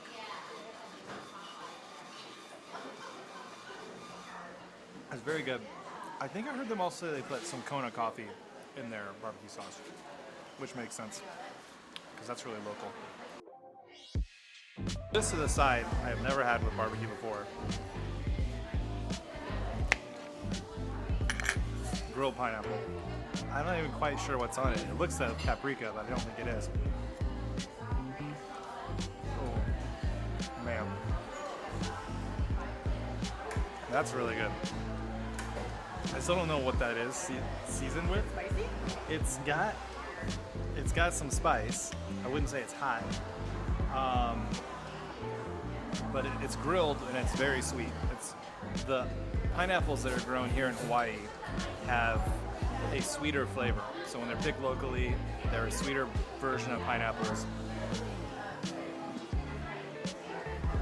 And that's really good. It's like my favorite bite of pineapple I've had on the islands.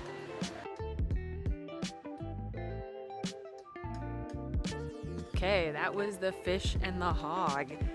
Delicious food, huge portions. We basically are rolling ourselves out of here as we continue our day. But this is a great stop here in Waimea and absolutely delicious. So as we keep rolling here on the Big Island, we're in Waimea and it's been raining quite a bit. It's totally different climate than when we were just down on the beach a few hours ago.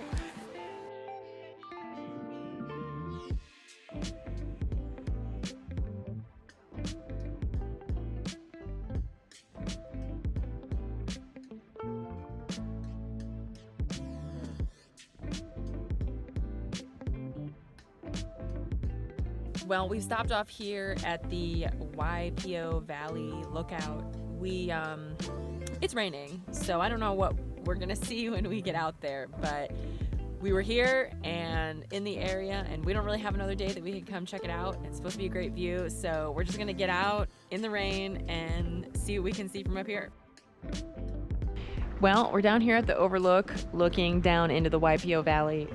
It is beautiful. Looks like the sun is trying to peek out, so maybe it will shed a little more light down there, but it's even in overcast right now, it's a pretty beautiful view. There's a road to drive down into the valley. However, it is the steepest road in North America and is highly not recommended. Basically, don't do it. And I can see why. The path to even walk down to the lookout was steep enough that I wouldn't take a car down that path. You can also hike down there. There's like a black sand beach. It's a strenuous hike. Some people actually did it. They just came up. And then ATVs and Jeeps go down there as well. But we're not going to go down there today because we didn't plan on doing it. Also, I think it'd be better to do it on a sunny day. It wants to come out. There's the sun. It wants to shine light on this valley. Well, that was a nice little stop. It was raining, so we got a little wet, but it was a nice view of the valley below. Really wish we'd been here on a sunny day, but sometimes you just gotta roll with it. We are taking the scenic route along the Hamakua coast. We have stopped off here at the Hanauma Bay, and we're going to hike down a little bit and take in the views of the bay. It's really beautiful from up here, but we're just gonna try and get a little closer, get a better view. Hiking down towards the Hanauma Bay. From up here, it is beautiful, so we're just gonna get a little closer, take in the views from down closer to the bay. We just parked on the side of the road, and there's a trail, like pretty well paved trail, that is gonna take us down closer.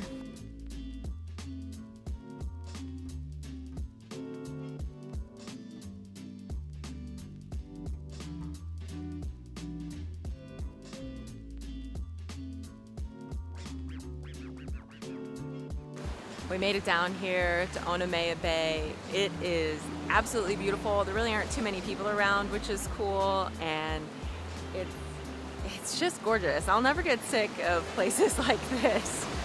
It's just, oh, and that was a big wave behind me.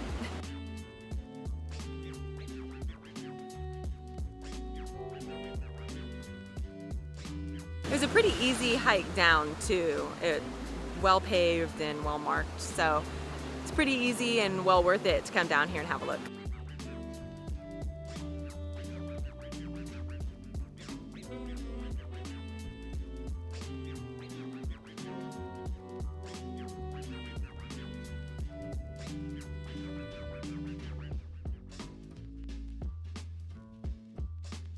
Well, what a fantastic stopover at Hanauma Bay. Very sparse crowd, great ocean setting, and a nice hike down to it. So A+ stop for us today.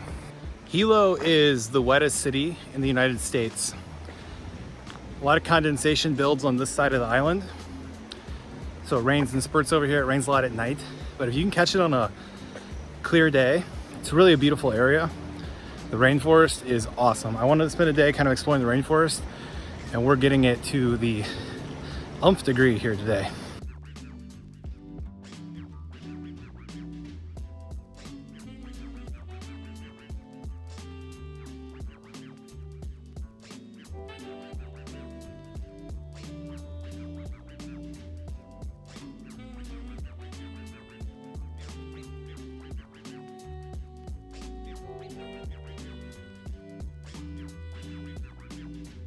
Well, we've arrived at Akaka Falls, and we are heading to look at Kahuna Falls first. It is very strongly suggested that you visit Kahuna Falls first because it is the appetizer. They don't want you to be underwhelmed after you see it, because Akaka Falls, 400-foot drop into a very nice pool, and it's supposed to be a great photo spot, and we have seen some terrific waterfalls so far, and this is supposed to be the best, most scenic one on the Big Island, so we're looking forward to it. The other nice part about Akaka Falls is that it's about a half-mile loop, so it's pretty accessible. It's also a nice paved path, so if you're coming here, it's a relatively easy visit.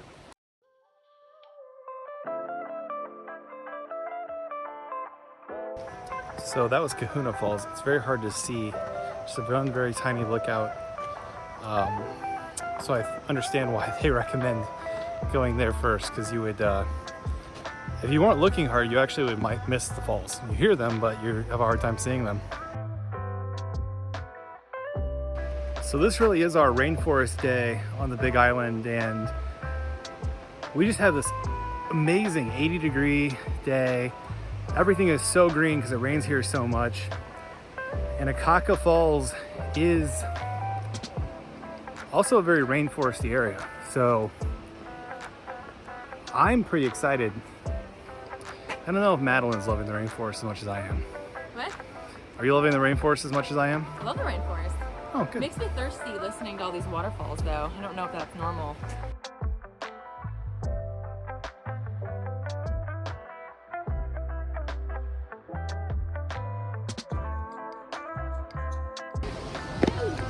Well, there it is, Akaka Falls. It's very impressive in person.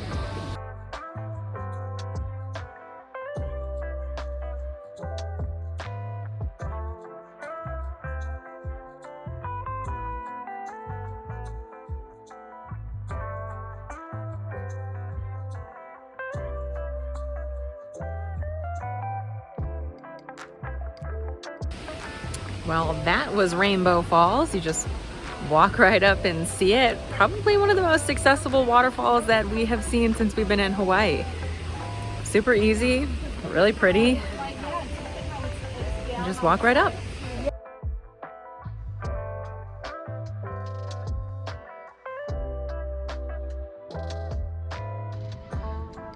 It's not pronounced how you think it is. Another quick stop here in Hilo, we're going to the boiling pots.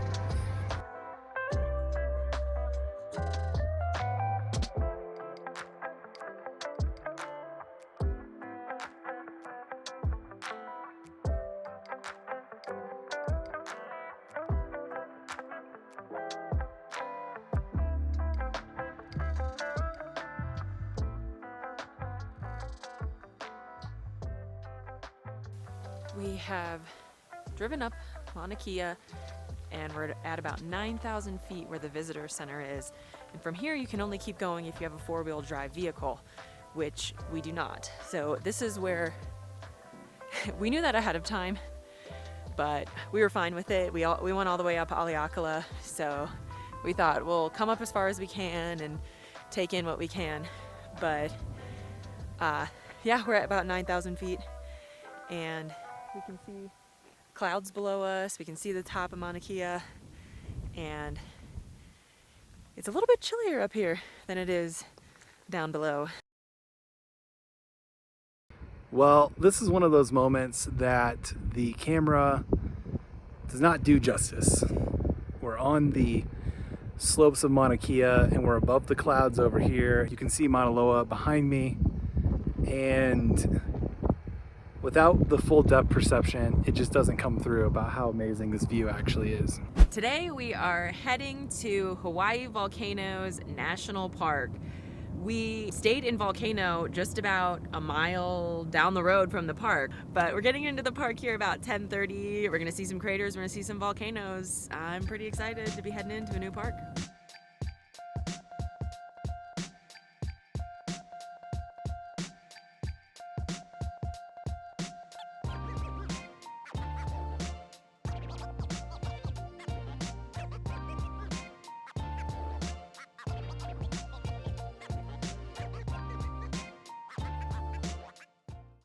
The first thing we did is we stopped off at the visitor center, and there we heard that from one of the overlooks into Kilauea, you can see lava. The lava lakes were active this morning. So we're hoping that when we get over there, we can see something, because that would be pretty exciting. At the visitor center, there were like lists of things to do if you only have a few hours or if you have a full day, which was pretty cool. So, and pretty much everything in the park is open right now. So we're going to head out, hopefully see some lava, do a little hiking, and visit some craters.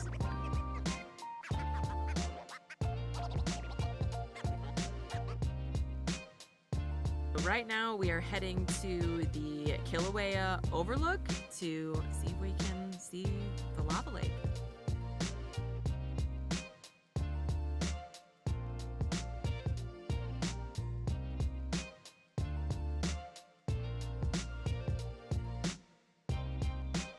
Lava lake viewing, 317 yards that way. We're at about 4,000 feet in elevation right now, and I'm kind of feeling it.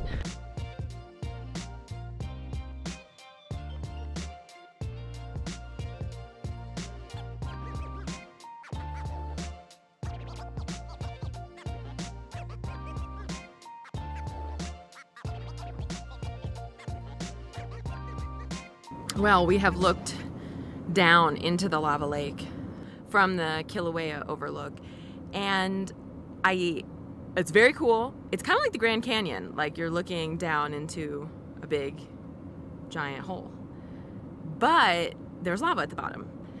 And I think we're gonna try and come back later in the evening when it's darker so you can see the color of the lava a little bit better. Because really you can just see the steam and it's, you know, a black hole in the middle. But very cool. It's very hot near the rim. I don't know if that's a combination of the sun and lava. I would assume so.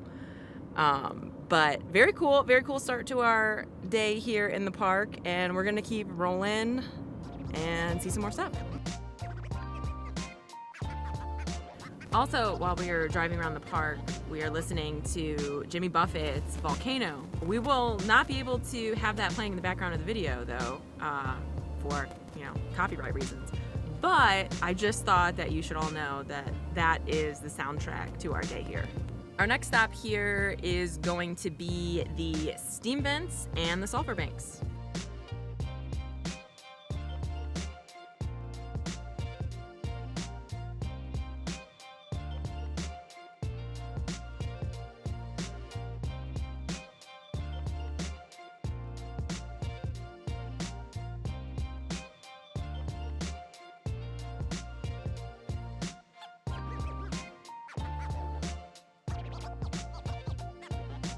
Well, we're still in Volcanoes National Park, but we're actually at a restaurant called The Rim at the Volcano House, which is a hotel here on the Volcanoes National Park. And one of the reasons I really wanted to come here was because you get a view unlike really anywhere else in the world, where you get a chance to have lunch and look at an active volcano while you're doing it. You can do it right here at Volcanoes National Park. And the thing is, they also have a menu that looks pretty good. So we ordered some food. I got the Big Island Burger, which features a lot of produce from local Hawaiian agriculture, which I'm excited about. And Madeline got some fish and chips, so we're looking forward to our food coming out.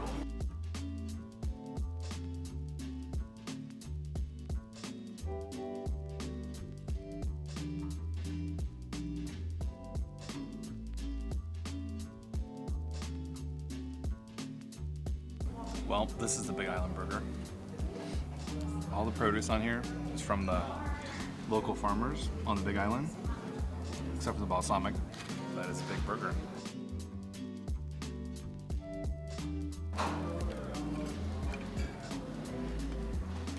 Look at that. That's a good looking burger. It's a Kilauea erupting.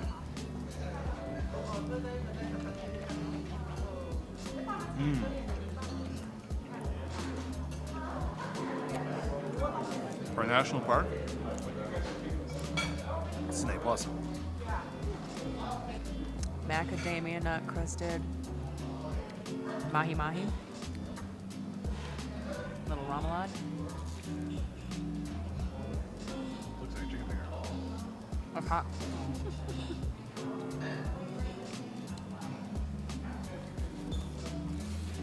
It's good. It's nice and crispy. Just kind of a simple lunch here, looking out at an active volcano. What's not to love?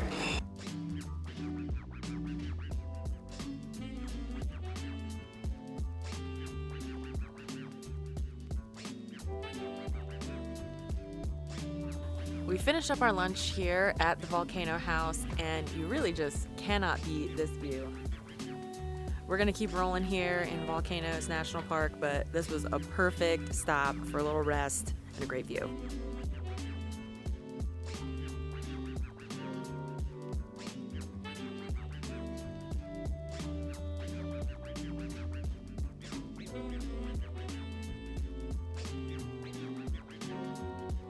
So we're heading down Chain of Craters Road. There's a bunch of stuff to see here along this route. We're gonna stop off at the Thurston Lava Tube and anything else that calls out to us.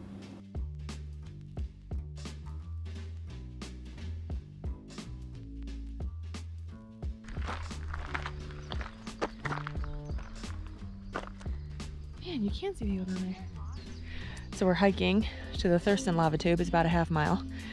Looking over, we're on the Crater Rim Trail. You can look over into the craters below, and we can see people down there.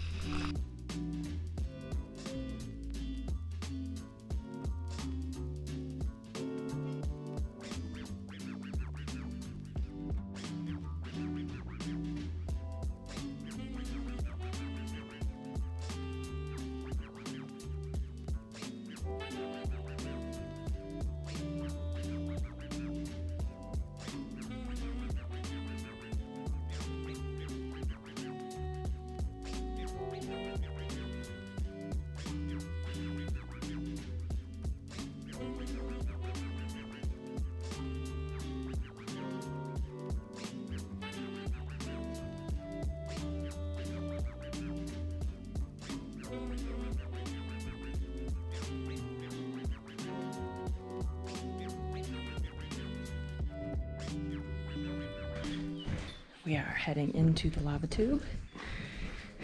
The temperature dropped immediately when we walked in.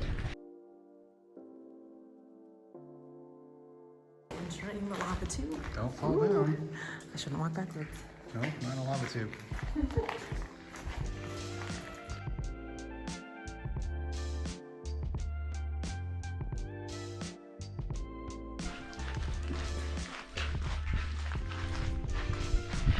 That was the lava tube. The lava tube is basically nature's subway system.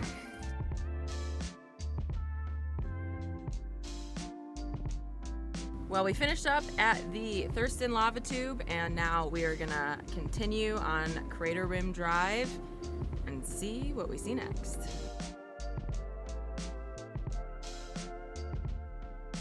Now we're continuing on Crater Rim Drive. There's some more interesting spots that we want to hit along the way. So we're just gonna keep exploring Volcanoes National Park.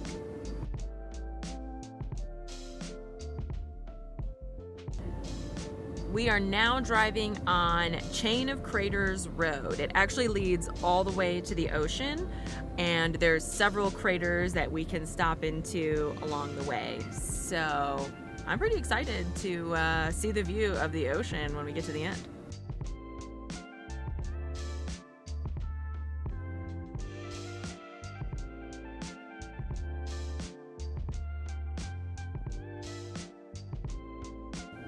One cool thing about driving along Chain of Craters has been seeing these different lava flows from different periods of time, and they all just head towards the ocean. So where we just stopped off, you could see along the shoreline where it goes and where the lava flows went to. It's really cool. It's a very different place.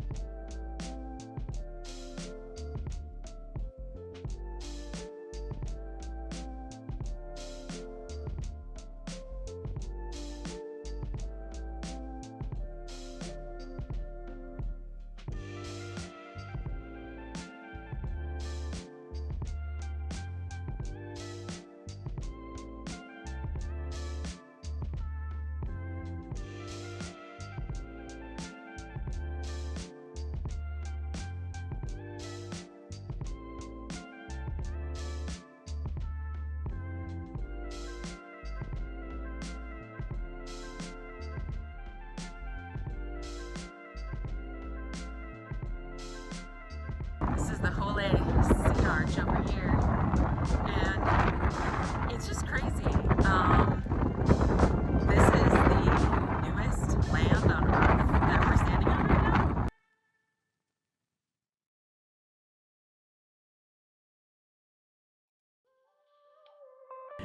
We reached the end of Chain of Craters Road down here, and we went to the Haleakala Sea Arch. It was so beautiful and crazy to see the way the waves just meet the lava like that and crash right into the side of those cliffs. It's crazy to think that this is the newest land created on Earth. It's just super weird to think about.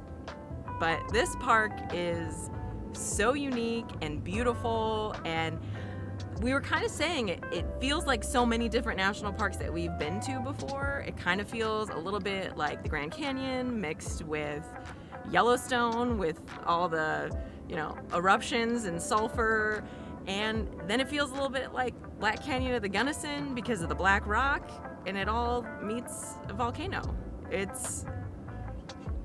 And there's an ocean, and it all runs into the ocean. So it's incredibly unique, but it does have these little reminders of other parks that we've been to, which is kind of cool.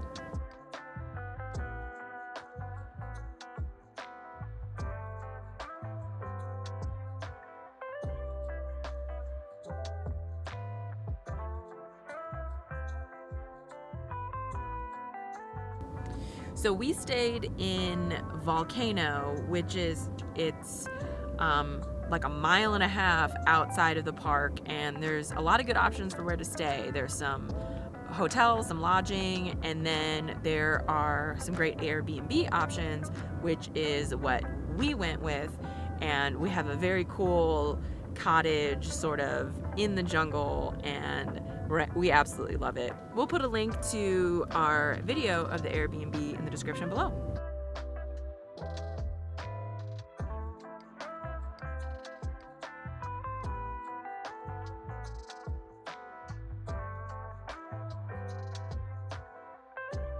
Well, before we go back into the park for dark to see the lava glow, I thought I'd grab a quick dinner, and we're grabbing dinner at the Tuk Tuk food truck. Now, I absolutely love Thai food, I absolutely love national parks, and I absolutely love food trucks. So the combination of those three things, I think is gonna make for a pretty good dinner. We're actually not gonna eat here, we're gonna take it back to our Airbnb. It's not too far from here, and we've got this nice little area to sit out and eat, so we will catch you over there.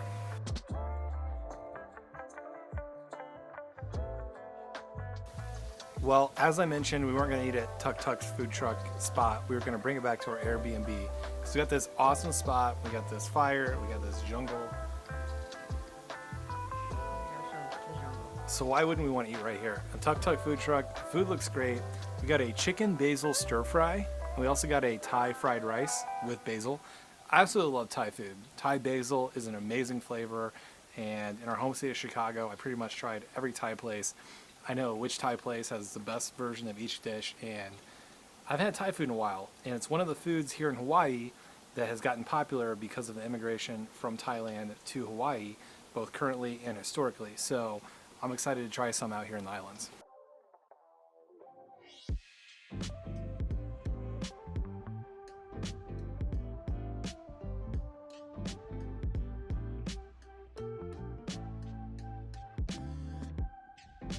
We also picked up some spring rolls. They look tasty. Just go ahead, a little dip, little spring roll. We're in Volcano. We have fire. We have Thai food.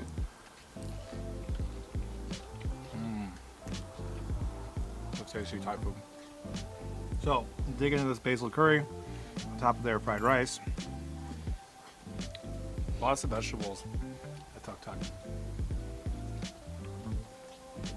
They also said their medium was hot. Yeah. So I got the rice medium, which they consider to be mainland hot. Madalyn's not as big on the hot as I am. So we got this is just a tiny bit of heat. And so if it's too hot for her, she can go white rice with this. So we'll see if she can handle this heat. She's pretty spicy. It's got a kick. You've handled the volcanoes so far, so. I said, let's go hot. Let's see.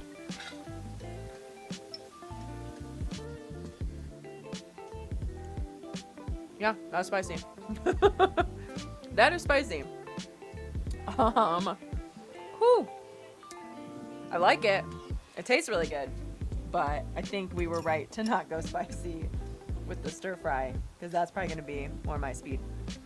That fried rice is so good, but I'll bring the fire. Maybe you could put fire in there. Oh. I don't think we're that good with special effects.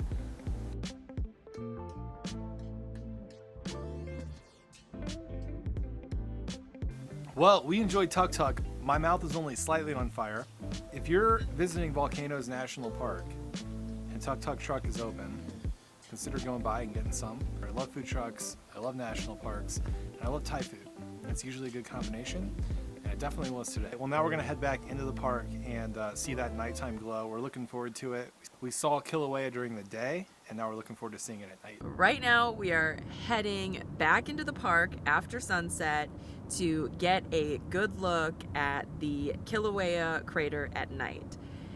I read online that you can get a good look at the lava lake after sunset, so that is the plan. Hopefully we can get up there and see some glowing lava from the Kilauea overlook.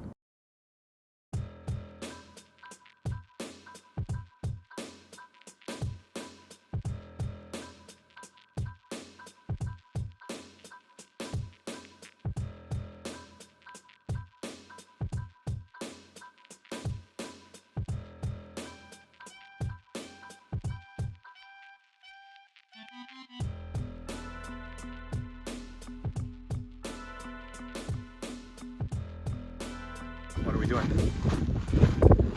We are walking to view the lava lake from a different angle off of the Devastation Trail. So we're off the trail where it's paved. It's a little rocky here, so gotta pay attention and bring flashlights.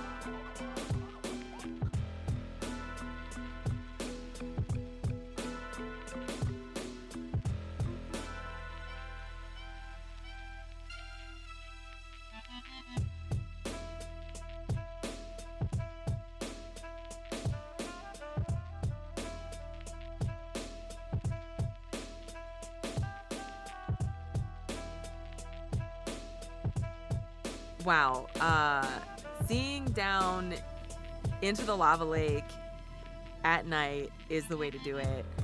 You can see this big plume of orange glowing smoke coming out of the volcano, and you just get to see a taste. Now I know there's times where you can come where you can see more, but we just got a taste of the lava. Just to see the outline of the glow was so cool. And if you're here and planning a visit to Hawaii Volcanoes National Park, I highly recommend staying until after sunset and getting a glimpse down into Kilauea, because that was so cool. 10 out of 10, cannot recommend that enough.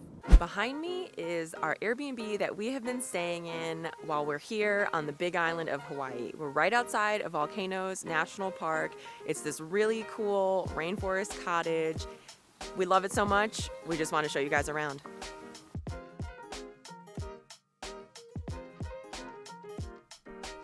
This here is our main space of the Airbnb. We have a full kitchen and dining area, couch, lounge area, and fireplace.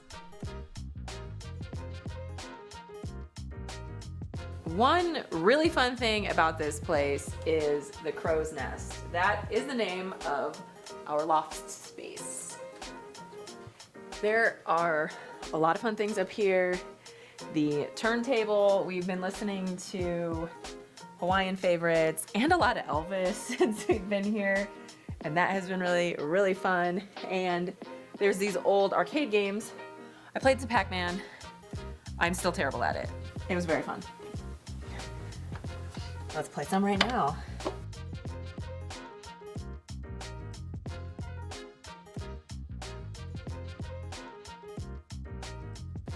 Also, all the lighting in this place is really cool. There's a lot of Edison bulbs, and there's a lot of light. It gets a little bit dark around here at night, but there's plenty of lighting inside, and there's extra heaters when it gets cold. Yeah, so here's Elvis. We've been listening to a lot of Elvis. There's also, oh, here's more Elvis. This is Aloha from via satellite. Okay, that's interesting. There's also the Beatles right there. There's Beatles where? Yeah, right there. Oh, there's Beatles. There's Bob Marley here too. We were listening to that as well. And Bob Marley. There you go. And some Pink Floyd.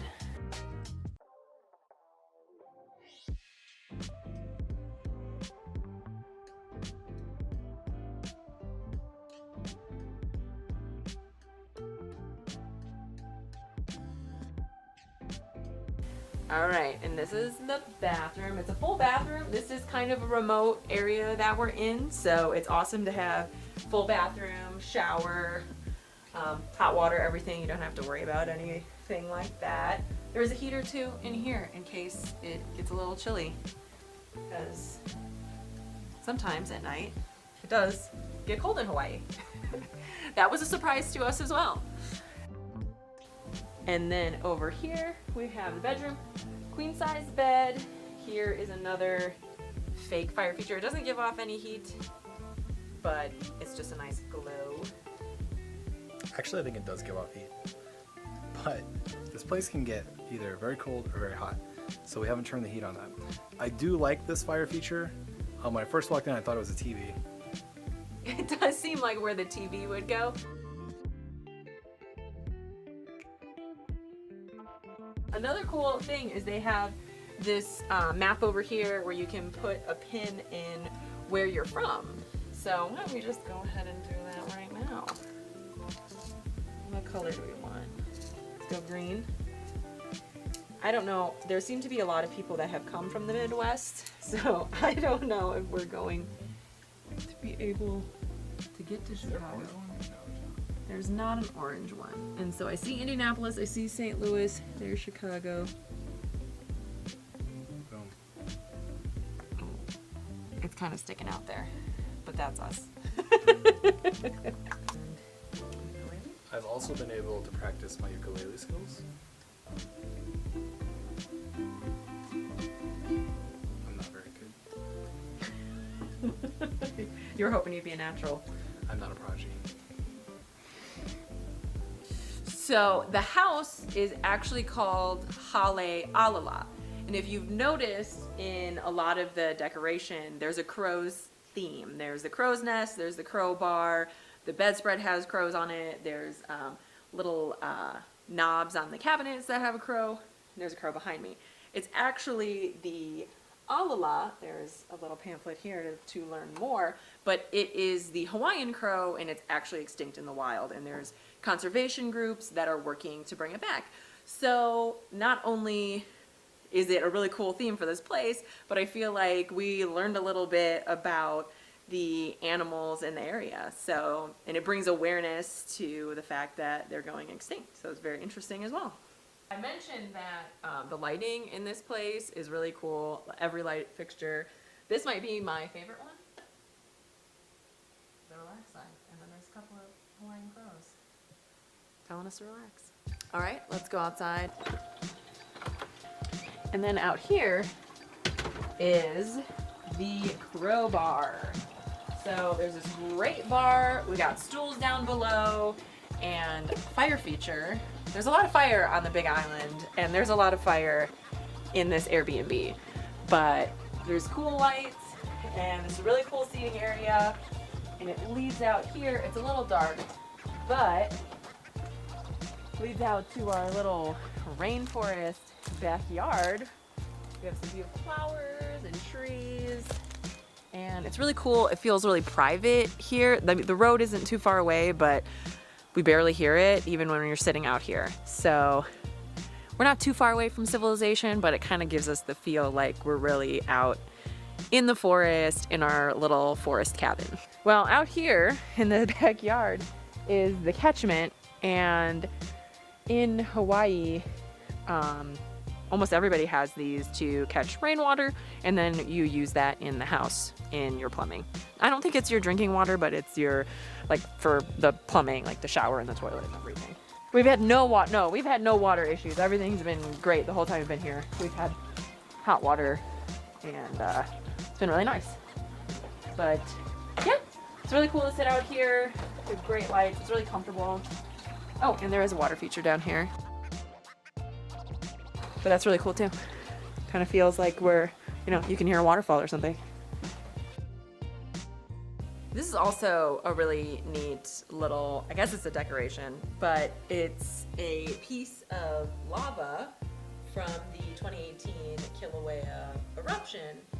And we've been hearing a lot about it because that was the most recent eruption. And we have gone over to Kilauea to see the lava lake and see some of the lava in action. So that is what it looks like. Once it all cools down, it just becomes a rock. And there's lava fields everywhere. So that's just a little piece of the volcano right here in our cabin.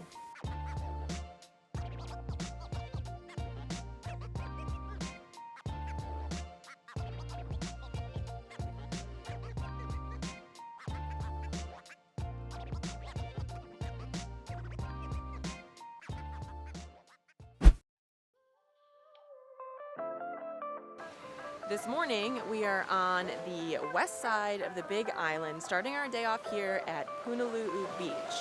It's a black sand beach where sea turtles like to hang out, so we're gonna take a quick walk and see if we can catch a glimpse of some turtles.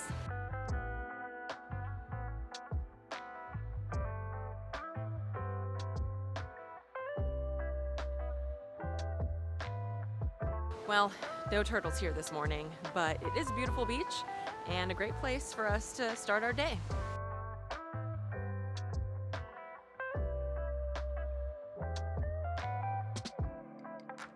We found where they make our favorite Hawaiian snack, the Mauna Loa Macadamia Nut Factory. It is closed, so we can't go into the visitor center, but we drove by and we got to see all the macadamia nut trees that lead up to their factory. It's pretty cool. Now we know where the magic happens.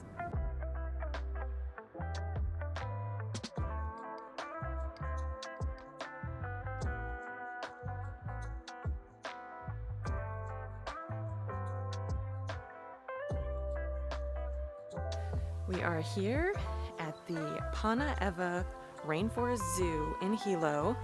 It's a free rainforest zoo, and we are just looking around, seeing what animals they have here today.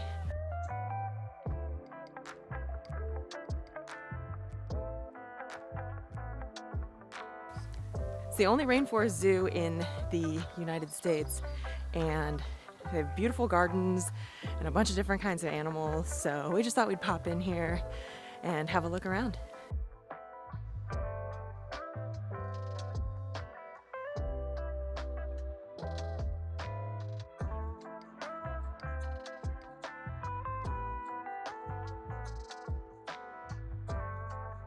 The tigers here are really beautiful. They're just kind of lounging this morning, but we don't get to see tigers very often, so that was a big reason why we wanted to stop in.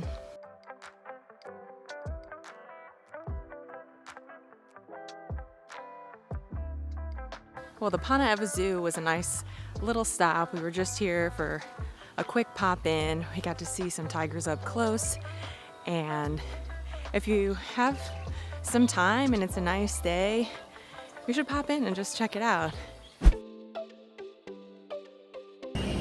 Well, we're sitting at the Kona airport and we're about to leave the Big Island. We're heading to Oahu, and it shouldn't be a long flight, only 45 minutes.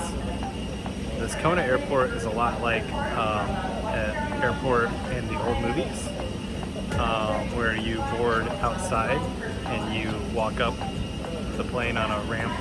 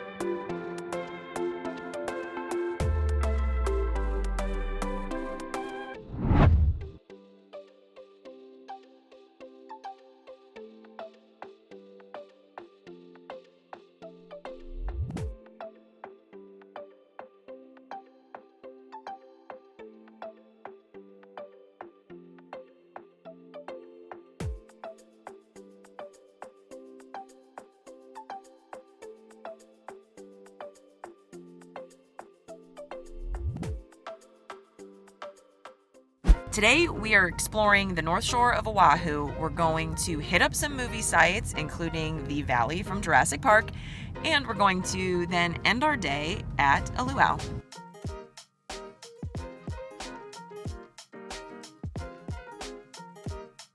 Our first stop here on the North Shore is actually going to be a macadamia nut shop. We've kind of had a love affair with the macadamia nut since we got here, and we're looking forward to trying some samples and picking up a few. This part of Oahu is actually relatively agricultural, so they have a lot of fresh fruit. They're growing a lot of products here, and so we want to stop and take advantage of that.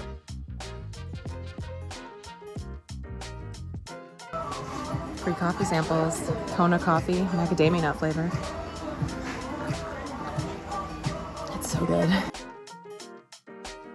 Okay, so they had several samples of macadamia nuts here, and we grabbed one of each, and we're just gonna do a little macadamia nut flight. I believe these first ones here are just classic honey roasted, so that's what we're starting with. It's good. Macadamia nuts are good, so with nothing on them, they're good. And then these are coffee. Oh, it's good. It's a little sweet, but it has like the hint of coffee. We got some coffee inside. Macadamia nut Kona coffee is my new favorite thing. So we're definitely gonna pick up a bag of the macadamia nut flavor that we like the best. So I think it's probably gonna be down between these two. This is a cinnamon covered macadamia nut. We haven't had this yet. It's like nature's cinnamon toast crunch right there. This one is a Maui onion. That's savory. It's gonna be a tough call, but I'm gonna let Madeline decide.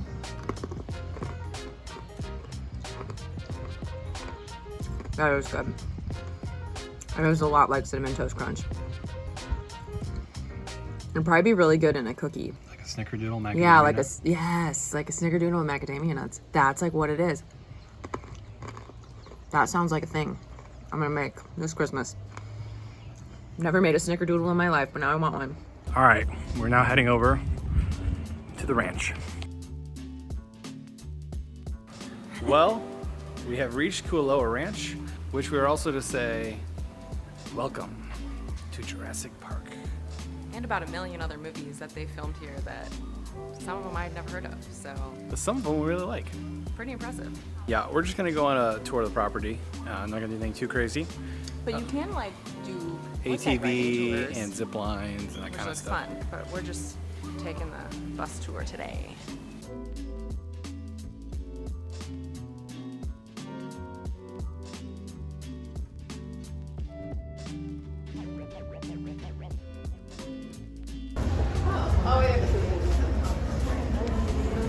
Wow.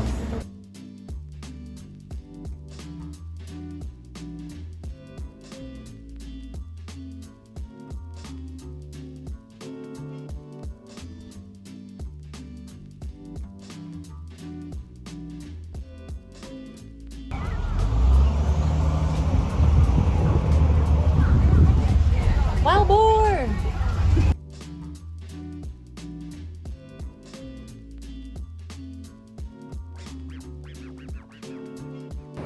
We are entering the bunker.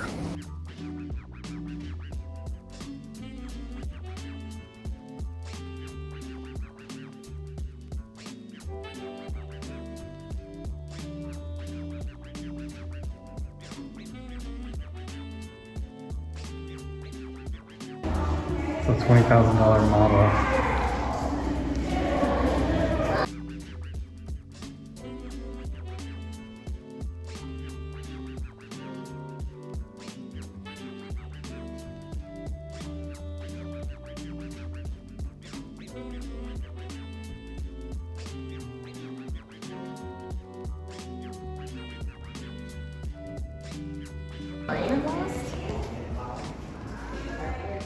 Remember on Lost when we met the others?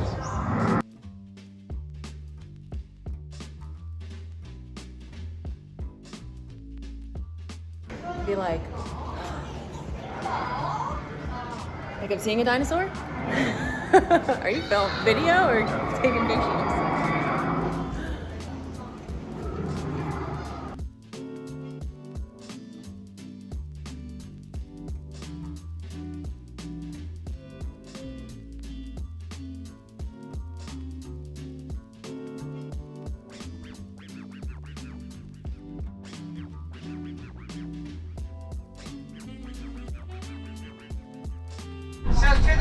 We are now entering Jurassic Park. That is the hill that Iolani.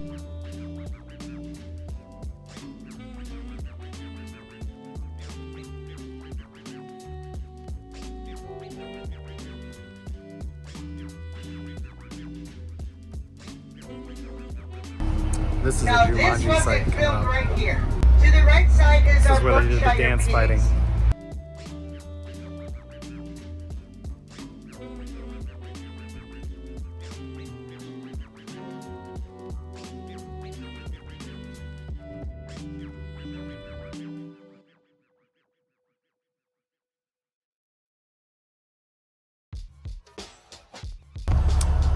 reached the Jurassic Park portion of the tour.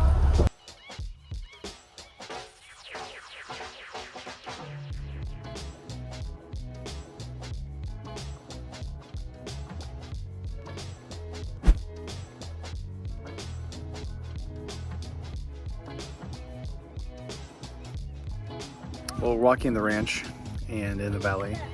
We're in the Kong Skull Island Boneyard. It's just really cool to just be in this valley. It's It feels familiar because you've seen so many we've seen so many movies and they're like, oh, this is the hill from Jurassic Park. And it's like, it is. I can see it. That is it.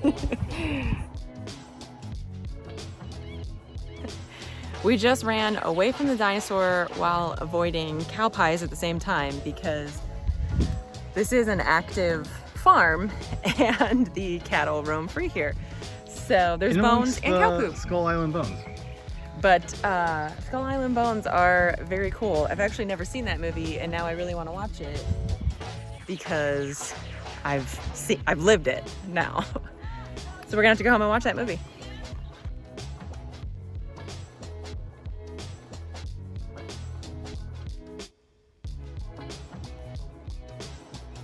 That is one big pile of Jeff Goldblum.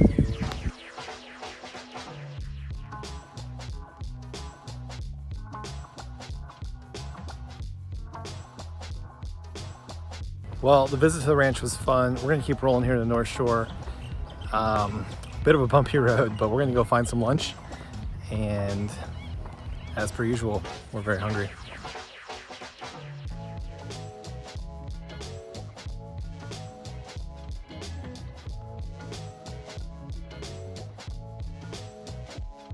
Well, we're grabbing lunch here on the North Shore and we're at Giovanni's. It's a garlic shrimp truck and I absolutely love garlic shrimp.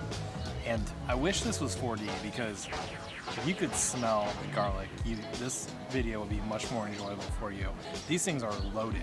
I mean, absolutely loaded with garlic. And to the point that the scoops of rice are covered with their own garlic. And I don't really know what to say other than I don't think Madalyn's gonna kiss me for a week after this. And I may not want to kiss her. All right, so let's go right in. Oh.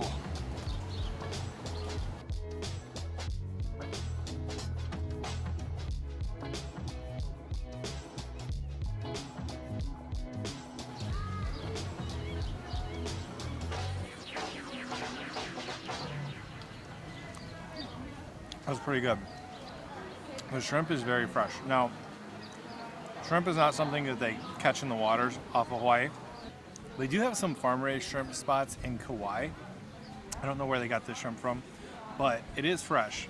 It's just not from the ocean locally.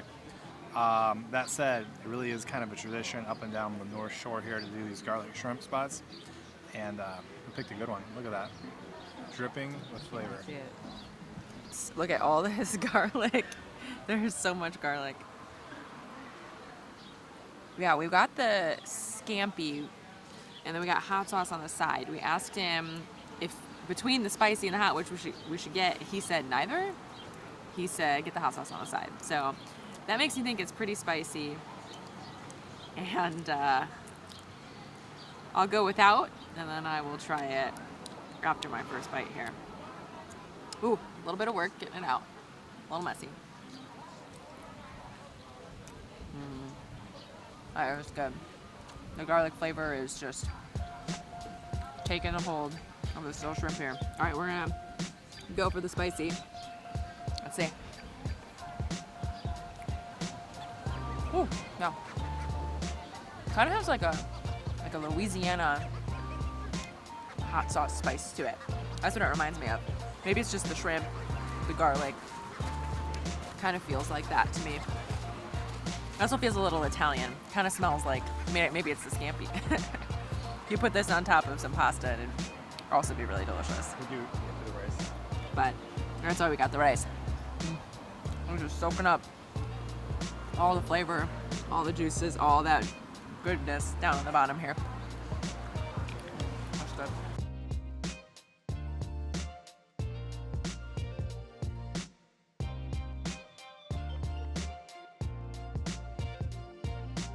Right, all my rice has soaked up a lot of garlic juice goodness. It's really, really good. I am gonna probably be breathing fire for the rest of the day because it was a lot of garlic, but I like garlic. We finished up our 2 plates of shrimp here. It was absolutely delicious. Giovanni's was a great stop. It's a good thing we had a light lunch because we're gonna have a big dinner tonight over at a luau.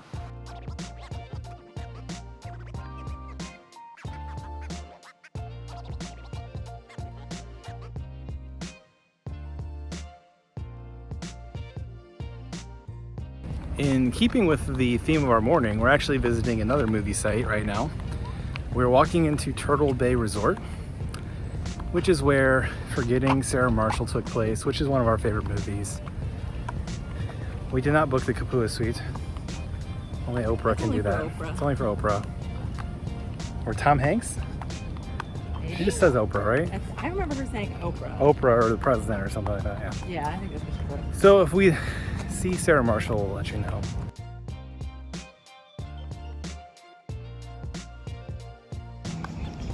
Hey, it's Sarah Marshall. Oh no, it's Madeline. Yeah. It's I'm excited to kind of check this place out. It's from what I've seen in the movie, a very nice hotel.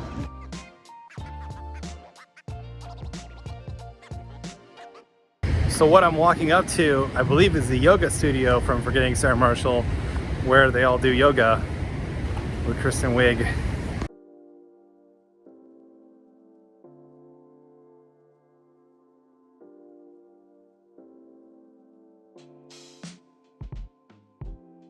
It's actually a wedding chapel, and the waves are huge back here. They're absolutely the biggest waves we've seen. Quite some rough seas.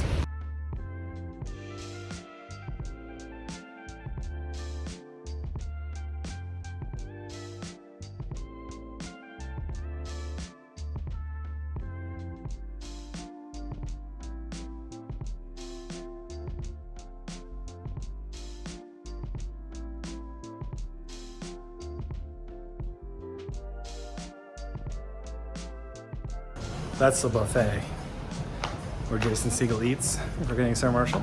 Movie tour continues.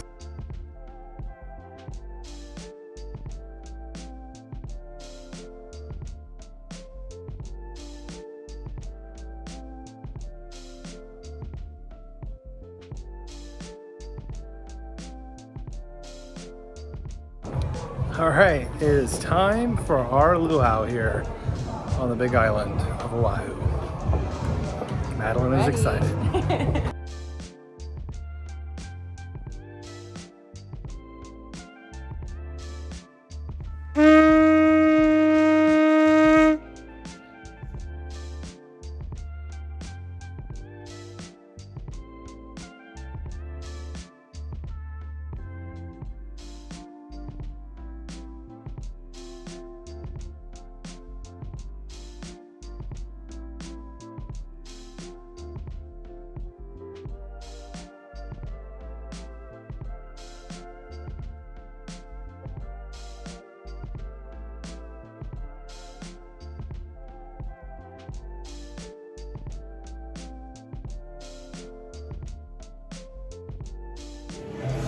Great so far. The host name is Cousin Billy, and he's absolutely hilarious. They demonstrated how they cook everything, and then the one guy climbed up the palm tree. So very entertaining so far. We're having a great time and looking forward to dinner.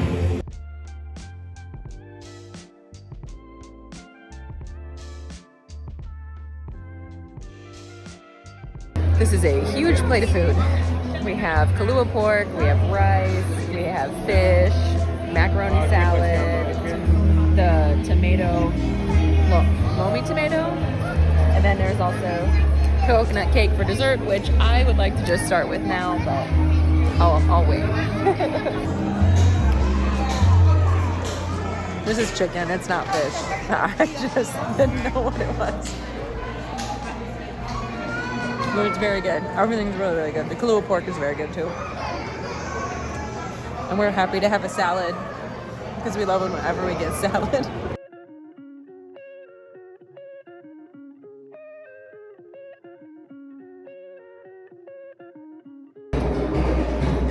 The luau's been great so far, and the show's about to start, so We're having a great time.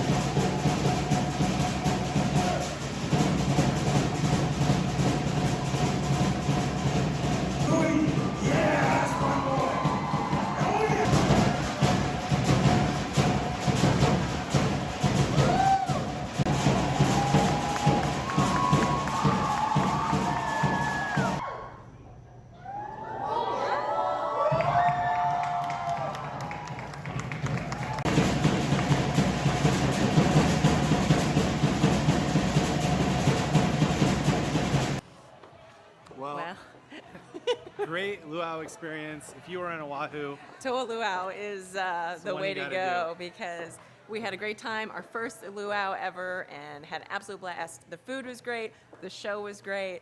Cannot recommend it enough. right now we are walking up to the Iolani Palace. It's actually the only royal palace in the United States. It's where the last king and queen of Hawaii lived, and it's a beautiful building, and we wanted to go check it out.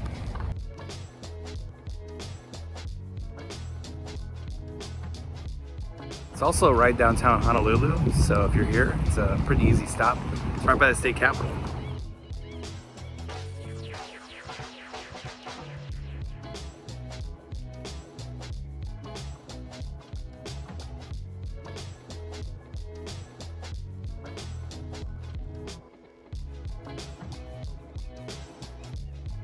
We just finished up our tour of the Iolani Palace. We learned a lot about the Hawaiian monarchy and got to explore the throne room and the dining room. A lot of the rooms have been, reconstructed as they were in the time that they were built, and we had a great time.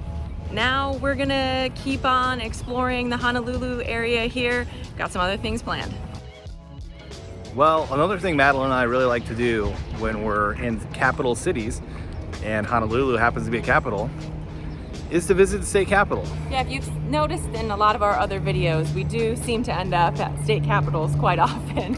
So we're here in Hawaii, in Honolulu, and we're just gonna take a quick peek at their capitol building, and it's a little bit more modern building. Of course, it was the last capitol building that was to be built in the United States. Yeah, we were just recently in New England, and this is a stark difference between capitol buildings out that way. Yeah. Very different. But they have an open air atrium, and it's actually pretty cool.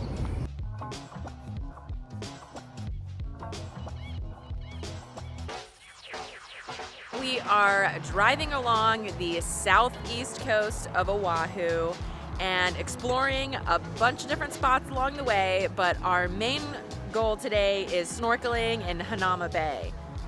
So it's a beautiful day. We're driving up the southeast side. This is Coco Head Crater behind me. Adam's talking about maybe hiking up the side of that, but I don't think that's gonna happen today. We'll see. We'll see if that comes together. But yeah, we're exploring sites along the way as we head up to Hanauma Bay.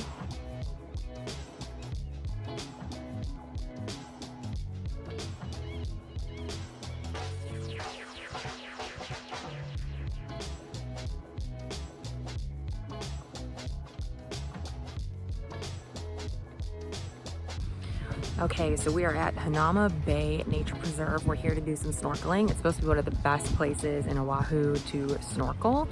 Some things to keep in mind if you are planning to come here. You have to reserve your time slot 2 days prior, and they open reservations at 7 a.m. So you have to, again, be prepared ahead of time for when you want to come. Also, it is a $25 admission fee per person into the park and $3 for parking, that's not bad. When you get here, you watch a short video. It's about 10 minutes, just about safety of the reef and swimming safety, snorkeling safety, and then it's time to head down. So we are about to, there's a tram behind me, you can see it. But we're about to head down to the beach and get snorkeling.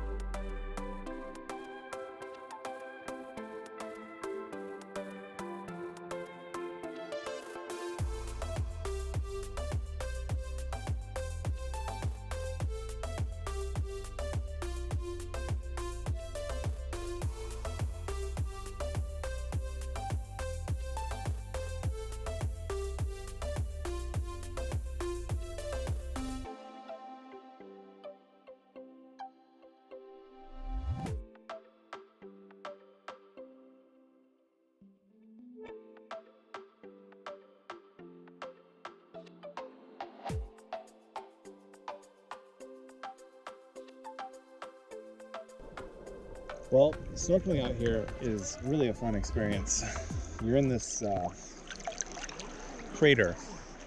So the water is a little rougher than you think it would be by looking at it, but it's not too bad. And then it's very clear. You can see your toes from, a 5 or 6 foot depth very easily. Teal blue water. And the fish out here are the biggest fish we've seen when we snorkel. They're very colorful, so yeah, I've enjoyed finding these fish and having a really good time.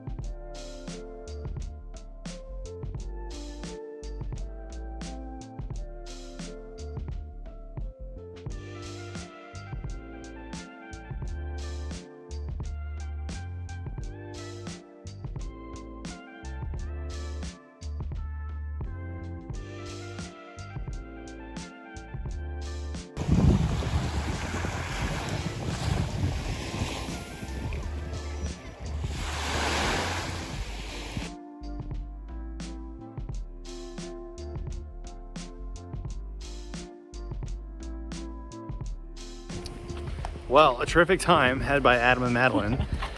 Yeah, beautiful water, really clear. We saw so many fish, and just a great day. Really beautiful area. So after swimming a bunch, we're walking up this hill. Yeah. Sadly running out of breath. But the bay does sit down a bit. It's just an absolutely beautiful setting. And well worth entry fee and the time. Oh, definitely worth it. It is a great place to snorkel. We had a great time. I'm sure there's other great snorkel spots. If you know any, let us know in the comments.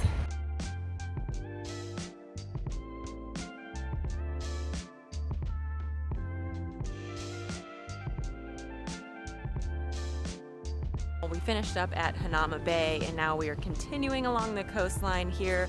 We just stopped off at the Hana blowhole overlook spot and we're just taking in the view of the coastline here. In the distance you can see Lanai and Molokai. I don't think you can see Maui, it's kind of hidden in the back.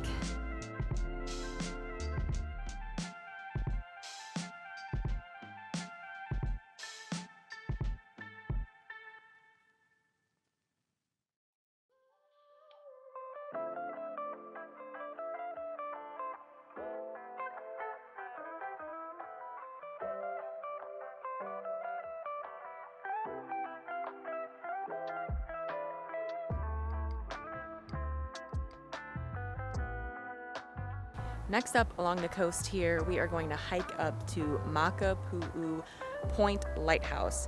It's supposed to be a really beautiful view of the ocean. There's a lighthouse and we can see Pele's chair.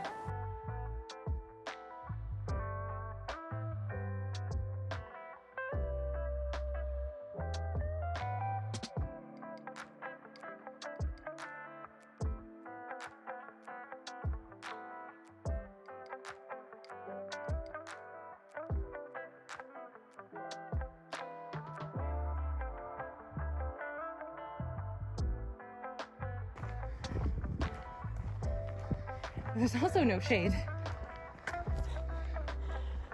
Uphill, no shade on this hike. Just warning you, it is a hot day. And we did just sit on the beach for like 3 hours straight, so it's a little hot.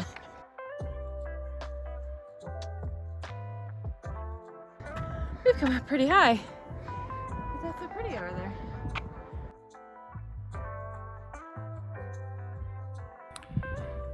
Wow, we're so close to the top with this view. It's been worth the whole hike. We reached the lighthouse.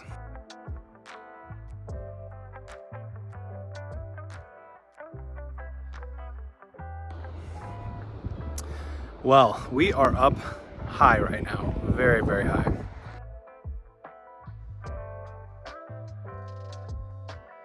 But the view up that coast is absolutely worth it.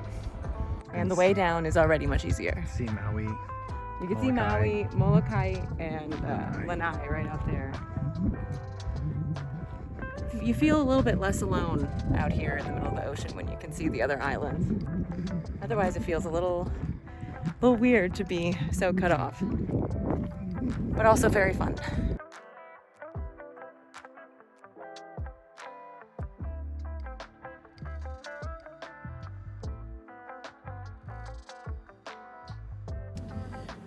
Well, we have snorkeled and we have hiked. We are continuing to explore the island on this side, but we have also worked up a hunger. So somehow the day got away from us and it's almost 5 o'clock. So we are going to look for some place for dinner.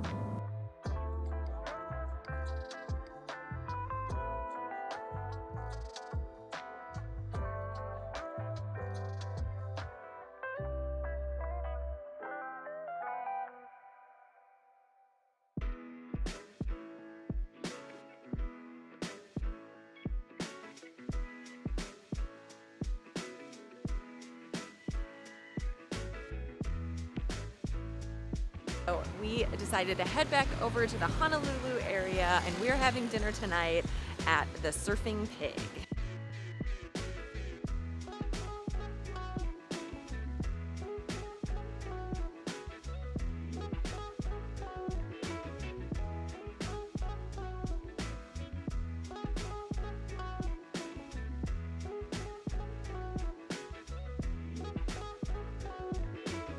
Put in our order at Surfing Pig and Madalyn's getting a burger. She's like, have I had a burger since we got here?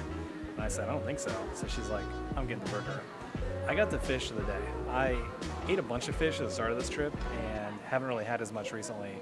And they've got Ono as a catch of the day. And I had an Ono burger in Maui, and I'm really looking forward to having a whole fillet of Ono. It's a teriyaki version with some fresh vegetables. And this is an eclectic place, and we're enjoying it so far.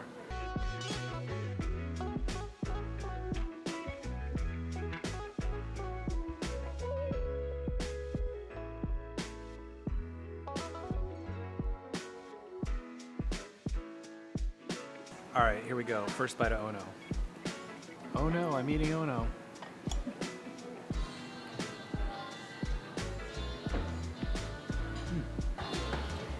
So I can see how you could ground it. Yeah, see how you could ground it into a burger. It's quite good. Oh, you had an Ono burger. I swam with a lot of fish today, so thought I'd eat one. Well, this burger has a fried egg, it has bacon, it has onion strings, it has Gouda cheese, and I got truffle fries with it because we're just going all in. It's huge. I don't know if I can eat it all.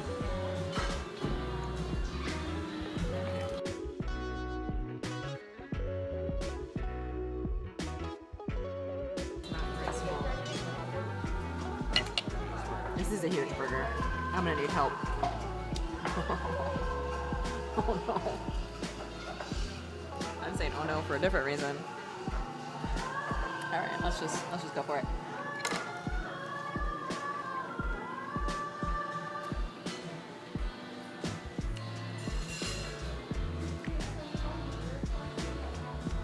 It's cooked medium. Got some grilled onions on top too. It's very good. And it's just a very big burger.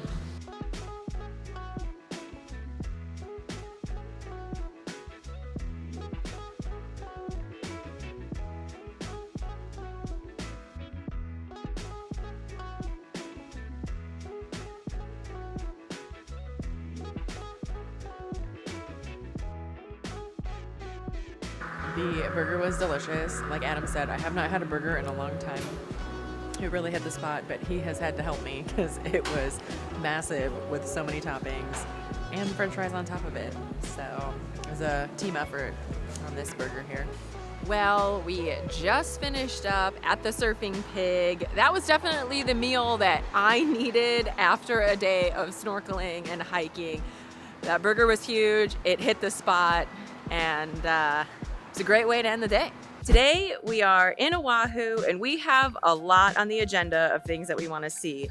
We're going to go to a dole plantation. We are going to go to Pearl Harbor. I don't think we're going to film a lot there. We just want to take it in. And we're also going to explore up the coast a little bit. There are some resorts and some lagoons that we want to go check out. So we've got a full day planned.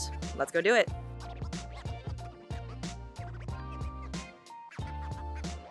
We are at the Dole Plantation. Behind me here, you can see pineapples growing. There's a train that you can get on. There's a pineapple maze that we're gonna check out. We are in the gardens right now, and there is a fee for each of them, so keep that in mind when you're visiting. But we're also gonna get some Dole Whip while we're here. That was the train. Something that I learned recently is that it takes about 18 months to grow a pineapple to full size. And it kind of makes me feel guilty when I eat pineapple now because it takes so much to grow them. But we're just gonna wander around the gardens here for a little while, and then we're gonna check out the pineapple maze and keep exploring Oahu.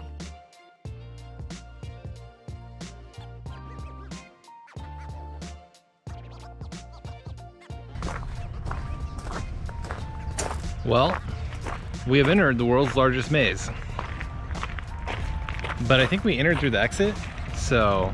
No, they're both on both sides. Oh, there's an exit on both sides. So hopefully at the end of this maze we find some Dole Whip. This is actually a giant pineapple when you see it from the sky.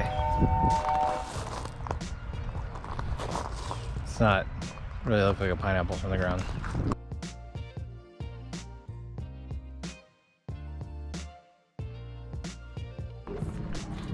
I feel like I'm in the movie The Maze Runner. This maze is a maze. It's a little hot and we're kind of just wandering in circles, but it's fun.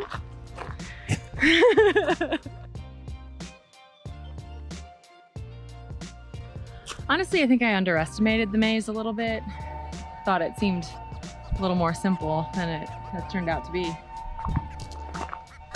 We actually have gotten lost a few times, which I was not thinking was possible when we walked into the center. So I guess the world's largest maze did get us a little bit.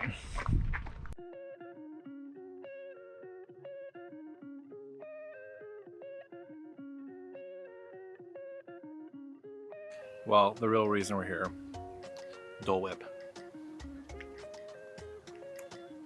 So, I was telling Madeline, well, this will be the cheapest Dole Whip we've ever had because we don't have to buy a $130 ticket to get into Disney. Oh, and she reminded me, no, we flew halfway across the world. Because actually, this is the most expensive Dole Whip we've ever had. But it is tasty. So today the plantation opened at 9:30 and we got here at about 9:40, 9:45. And when we went to check in to buy tickets for the train, it was already an hour-long wait. And since we have other things that we want to do today, we're going to Pearl Harbor, we have reservation times for that, we couldn't wait the hour for the train. I think you can see it leaving behind me, but the train takes you out into the plantation where you can see the pineapples. We decided to just do the things on the property, and we bought some pineapple. So I guess we kind of cheated. Yeah, we won. We're eating the pineapple, and it is delicious. Pineapple in Hawaii just tastes better. It does. The Dole Whip is delicious, but one thing that they do in Disney to their Dole Whip in the Animal Kingdom is they put a little rum float in it too. And I'm sad to say they don't do that here. We could have brought our own. It's like almost like make a little Mai Tai out of it. Next time. Well, that's the Dole Plantation. We're gonna keep rolling here in Oahu.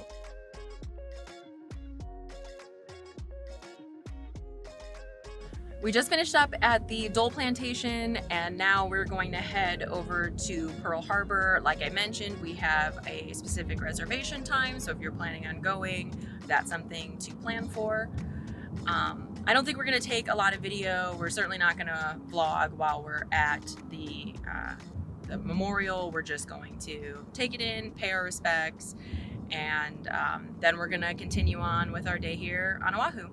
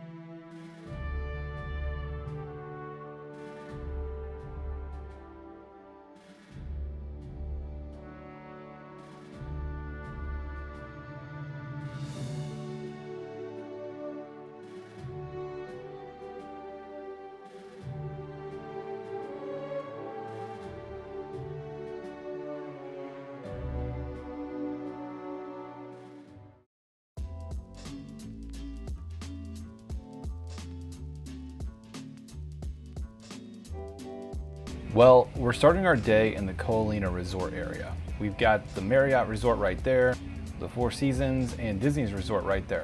There's 4 little lagoons here, and we grabbed breakfast from McDonald's, and there's a reason for that. It's because McDonald's has a breakfast here in Hawaii that you can't get back in the mainland, and that's the local breakfast. It's got rice, eggs, Portuguese sausage, and Spam.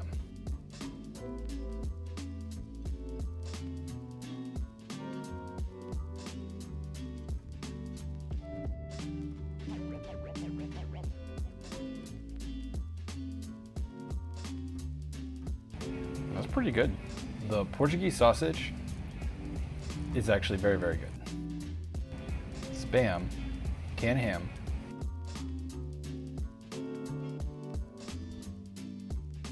beer was just okay. Well, I surprisingly enjoyed that local breakfast from McDonald's. So we're gonna go find a spot to lay over here. My voice isn't working. We're gonna go find a spot to lay over here at one of the lagoons and maybe explore the hotels a little bit.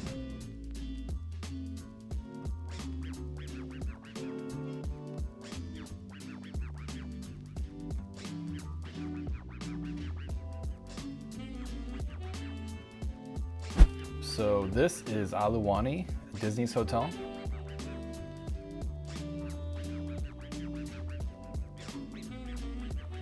Looks like this is the pool area. We really enjoyed our morning walking along the resorts over in that area. And we got to check out the Disney Iolani Resort, the Four Seasons, and walk around the lagoons. The lagoons are really a pretty awesome place to spend the day. Unfortunately, it was overcast and started to rain. So we are gonna keep on exploring Oahu today. And although we had some McDonald's for breakfast, some Spam for breakfast, we are going to find another spot to have brunch right now. Right now we're heading over to Waikiki Brewing Company to grab a little lunch here in Waikiki Beach.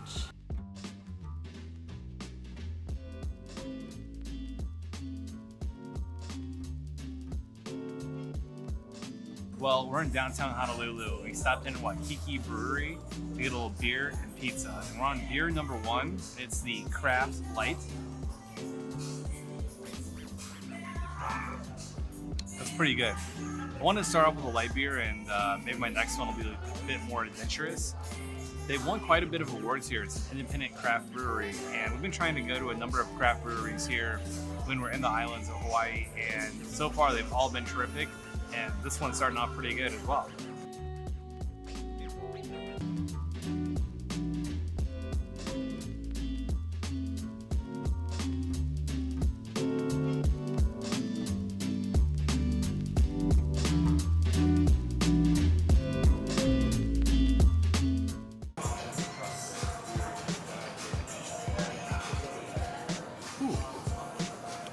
So that's a red ale with a hint of jalapeno. It's actually very good. I don't think I've ever had beer with jalapeno in it. And it's kind of fitting with a jalapeno pizza. So I like it. I like it when places get adventurous with their beers, and this is certainly one of them.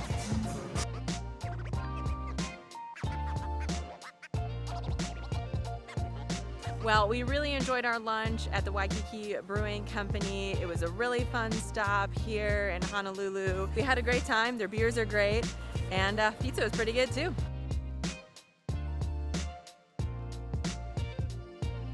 So we're back at our hotel, the Prince Waikiki here in Honolulu. We're gonna do a quick walkthrough of our room. So this is the room. Nice ocean view.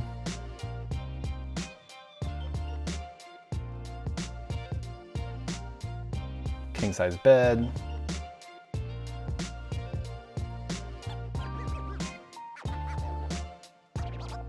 Nice bathroom too.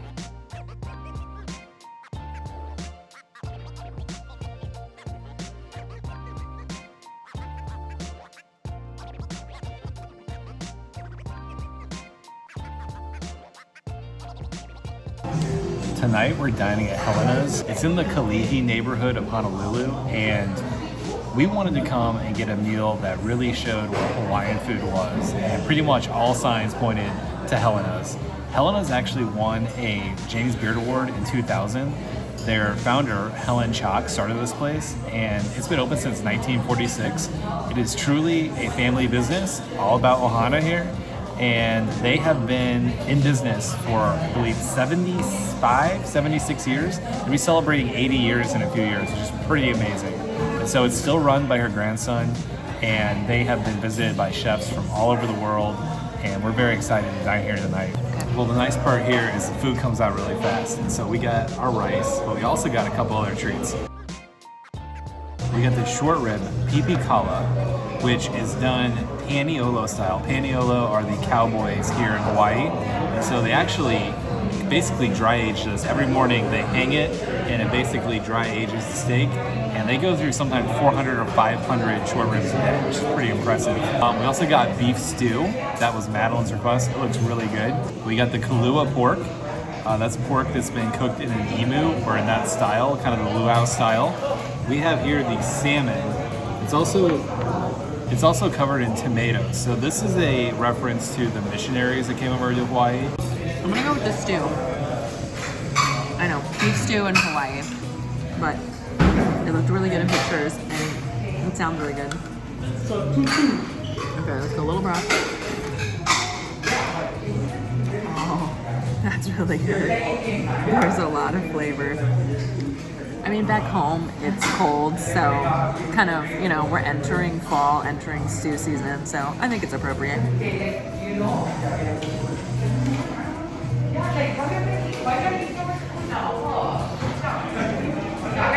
The beef just falls apart in your mouth, and so do the vegetables. They're very soft. Everything's very well cooked. Really good. Well, I've been waiting to try the short rib, and we're just gonna go right in. It looks delicious. It's been pretty much dry aged.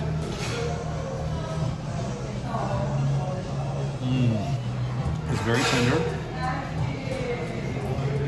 A very intense meat flavor from that process they put it through.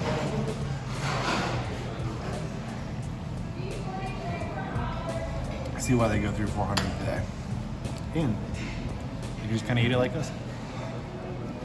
Oh man.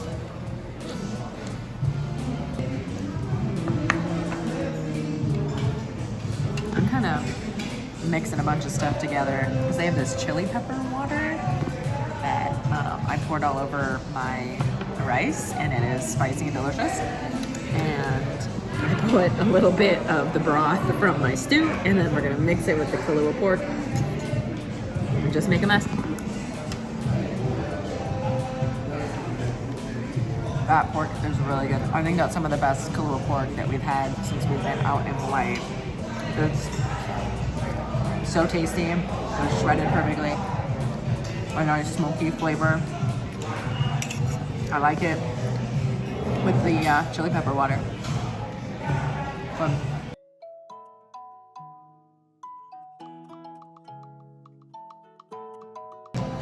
The salmon lo mein. There's like little pieces of salmon in here, like diced up with the tomatoes and the onions.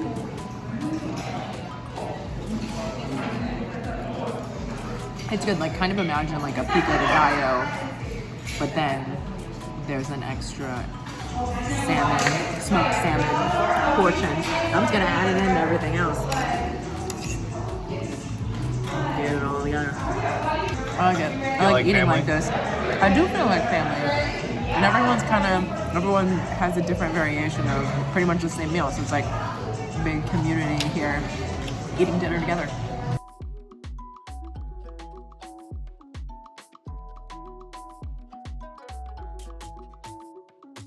You also get a dessert finisher. It's coconut jello.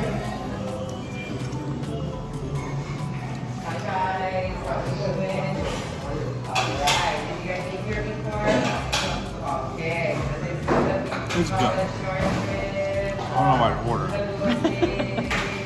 It's definitely coconut.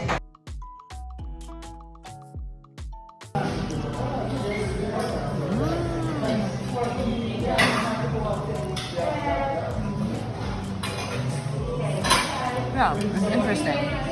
It's sweet and like kind of refreshing after all the different spices and everything. Kind of calms everything down.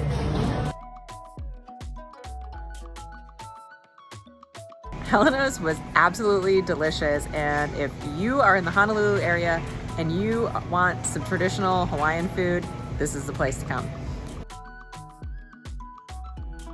We are at the Aloha Beer Company at their Kaka'ako Brewery. So this is actually where they make their beer. The brewery is right back there. And we decided to order a flight. so we can try a little bit of everything. So we got the Aloha Blonde because, well, and then the Aloha Fest, which is one of their newest beers that they added to the menu. We got the Hefeweizen, which said it has a banana and clove flavor, so I think that sounds kind of interesting, a little hint of banana in my beer. And then we ordered the Red Zeppelin because Adam loves red ales and I love a clever beer name. So this is our flight here and we're just gonna work our way down. Well, we're going blonde first. It's the lightest. I always suggest going lightest to darkest.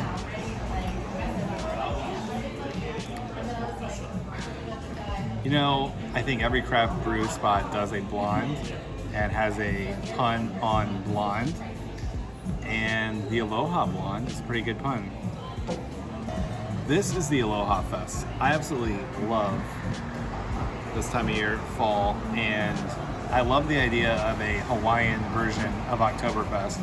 Aloha Fest, I could become a big fan of that. I think it's gonna actually become a tradition around our household.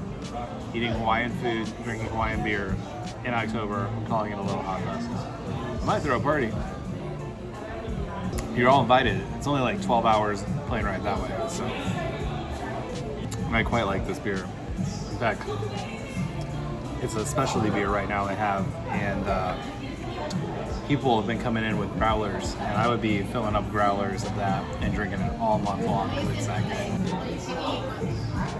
Hefeweizen. So this is the Hefeweizen. It's actually a lighter color beer. I think it's probably a little heavier. Ooh, that's really good. Enjoyed this flight here. All 4 beers we had at Aloha Beer Co. were really good. And if I lived in Honolulu, I'd be here all the time with my growler, filling up on their different seasonal beers and my favorites. We are in Honolulu and we are going to do a bit of a food crawl. We are at Scratch Kitchen. Now, the one meal that we have not gotten here yet in Hawaii in the weeks we've been here is Loco Moco. And traditionally, that comes with eggs on top of hamburger with gravy and rice. Here at Scratch Kitchen, I ordered something a little bit different. It does have eggs on it, it has rice, but it comes with an adobo pork instead of a burger, and I'm pretty excited about that.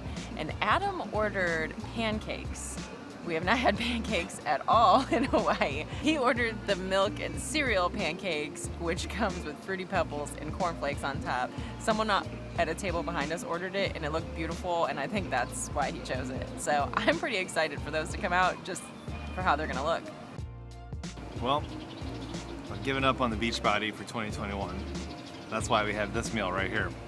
Now, this is 4 pancakes topped with bananas, strawberries, blueberries. Those are healthy. The Fruity Pebbles and the Frosted Flakes, not so much. This is also milk syrup.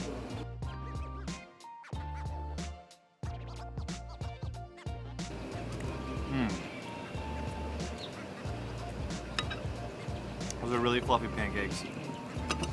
I actually like the milk syrup, though it's not as good as Vermont maple syrup, straight from the source.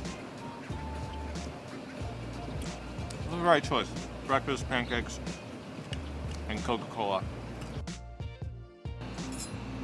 This is my Loco Moco. I've got 2 sunny side eggs up on top of this adobo pork under here. Lots of rice and a kind of a sweeter gravy. There's a lot of different versions of this dish, and so everyone kind of does their own twist and tries to modernize it. So let's go right here. Let's get that going there. Yes. What? That's its own kind of gravy. It is its own kind of gravy. All right.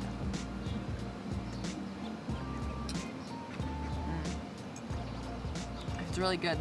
The egg yolk on the rice is really good. Like I said, the gravy on here is kind of sweet.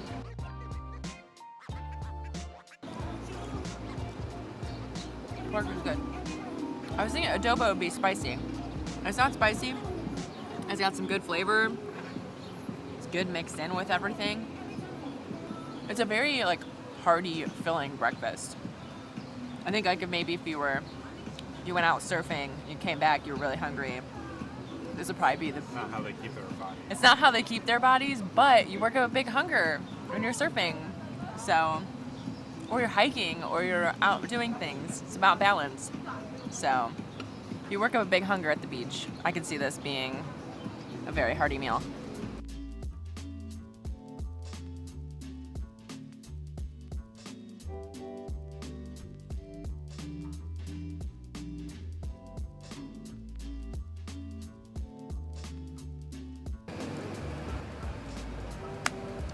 Couldn't finish it. It was good.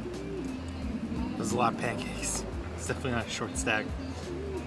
But I will say this. I was really surprised at how much I like the Fruity Pebbles on the pancakes. It just worked really well. Scratch Kitchen was a great brunch stop today. We were just saying, like, if we lived in Honolulu, we would be eating here all the time because their menu is awesome. So if you're in the area, I would head over to Scratch Kitchen.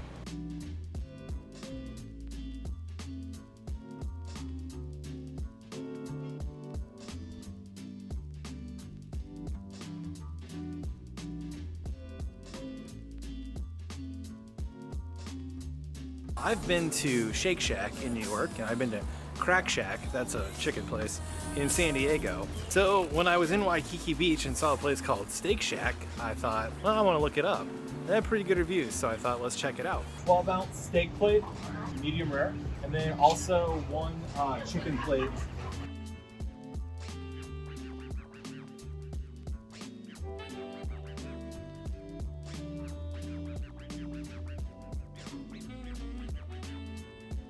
So we got a 10-ounce steak plate and we got a 6-ounce chicken plate.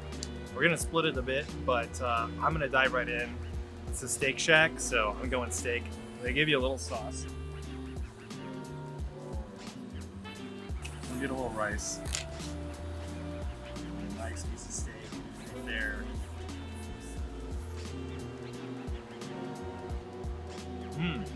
It's definitely medium rare. It's really well seasoned.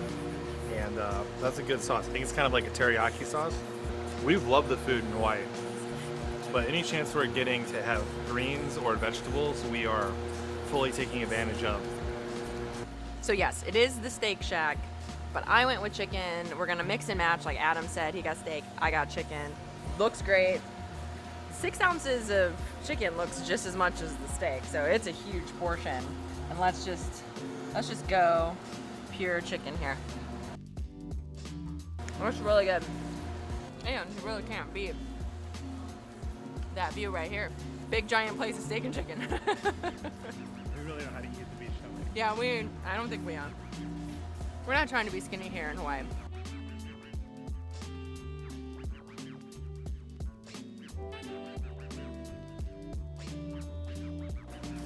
Well, that was a delicious lunch. I could not finish mine. Adam very impressively ate his whole plate of steak, so that should tell you how good this place is.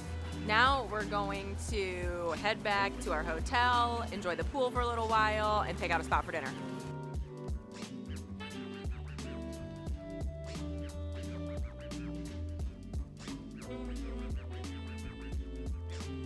Pretty much all week we've been killing time in the afternoon back at our hotel because we stayed at some hotels here in Honolulu that have some really nice pools, and on the other islands we kind of stayed in the smaller areas, and obviously Honolulu is the biggest city by far in Hawaii, and we just kind of felt like taking advantage of it, and we didn't really show it off very much. We didn't want to show the hotels off because they're pretty nice, so you know, you can kind of combine the resort and Hawaii here in Honolulu, and we chose to do that this week. We got some fun dinner plans tonight though, and looking forward to going and eating some more delicious food here in Oahu. We haven't done too much nightlife here in Hawaii because being at the beach all day takes a lot out of you. But tonight in Honolulu, we're gonna go do a little food crawl, and it's a lively atmosphere here. It's looking pretty fun. Right now we are outside of Maguro Bros. It is a poke spot. It is takeout, so we're waiting outside. The special today was bluefin tuna, and that's what we went with. This is the bluefin tuna. It's supposed to be fattier than the yellowfin, so more of a delicacy. And so this really isn't poke. It's close compared to ahi yellowfin. It's definitely a fattier. Almost looks like a marbled steak.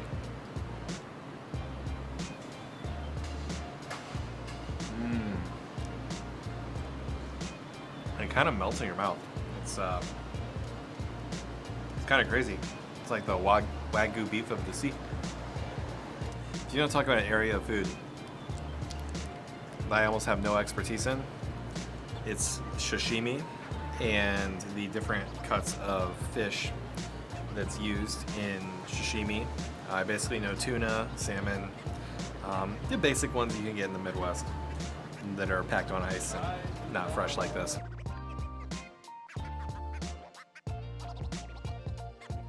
Get some rice. If you know more about this stuff and know what this yellow thing is, please let us know.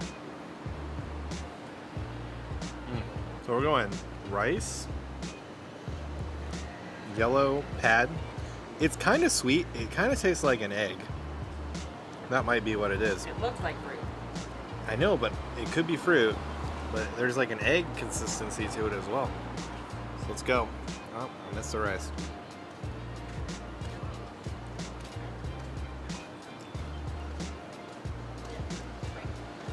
Let's go buy food.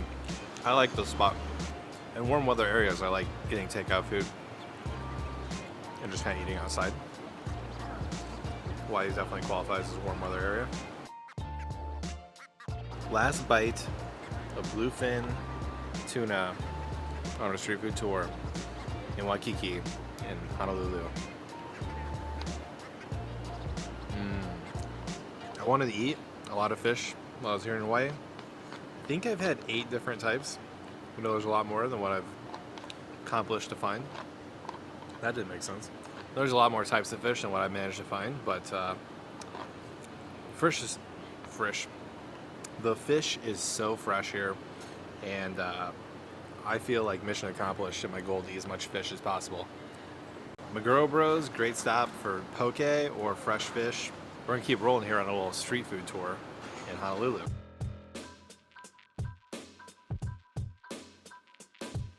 The next stop on our street food tour is Murakame Udon. This is a Japanese restaurant you can take out, you can dine in. I think we're gonna dine in.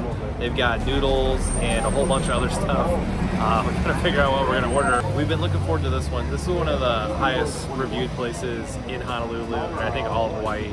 And the line's all the way down the block. The line is all the way down the block. But we waited. The larger size. Right here.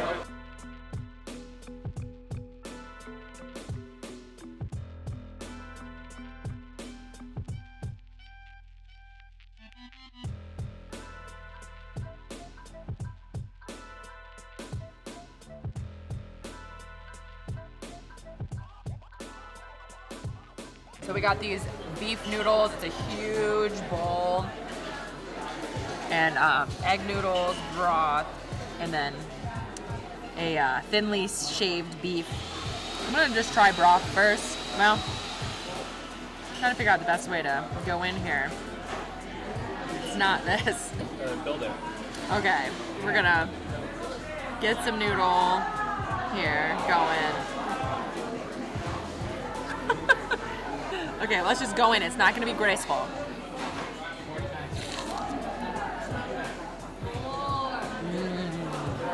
Oh, that's good. The broth is really good. It's got like umami flavor. And the noodles are a really thick egg noodle. We saw them like pulling them out earlier and packing them all up. Really, really good. It's like a really dense noodle. And the beef is shaved really thin. There's onions in here too. We are splitting this because it is a huge bowl. I could probably eat a whole one on my own though because I'm really enjoying it. And luckily it cooled off outside, so it's not hot while I'm eating it.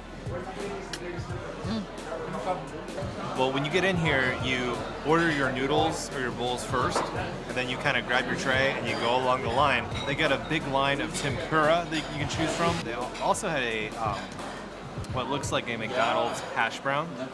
This is the potato tempura. It's a lot better than McDonald's hash brown. Everything so far just has a really rich flavor, and I've been saying this a lot, but if I lived in Honolulu, I'd eat here a lot. This whole piece, it's not a vacuum. That is, I think, how they cook the noodles quickly. Anyway, if I lived in Honolulu, I'd eat here a lot. This whole piece costs us like $14.50.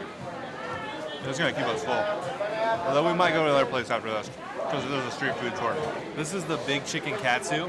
It's chicken that is deep fried. Opa! This is the big chicken katsu. Love katsu wherever you can get it. This is a lively atmosphere in here. It's quite fun. look at that. Madalyn's gonna like this. Well, I might give her a bellyache. The noodle is actually a Sanuki noodle. It's from the Pagawa region of Japan, which is in the southern part of Japan. We just talked to one of the very nice individuals who works here, and he explained their entire process about how these noodles in the Pagawa region are handmade.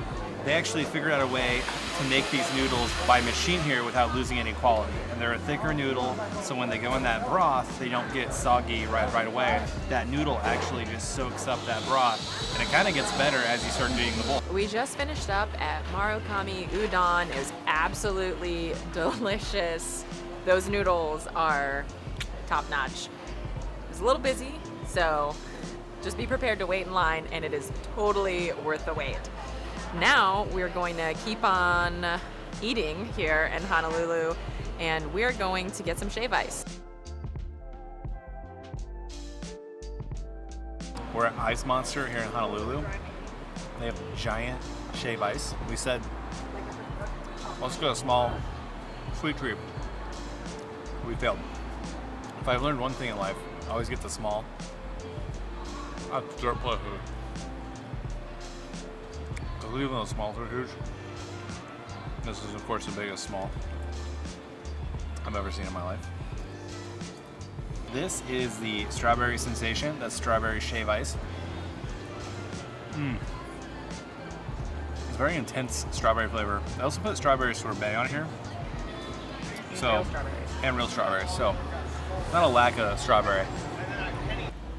So we got to see how they make it too. She just pulled the block out and put it in like a blender, and it just and it all just dropped into the cup.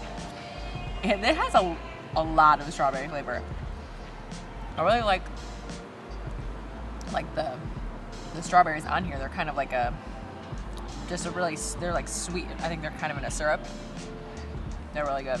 Oh, sorry. The sorbet, I'm assuming it's different strawberry flavor. Oh yeah, it's a different consistency too. This is really good. They had a bunch of other flavors too. They had matcha, they had coffee. The coffee sounded good, but we both agreed strawberry was the winner. Look at that one. I really don't know if we're gonna be able to finish all of this. Especially since I have a belly full of soup after all my broth. Well, Ice Monster was a fun way to end our little food tour here in Honolulu. We've just had such a great time in this city and eaten so many great meals that it's gonna be hard to leave.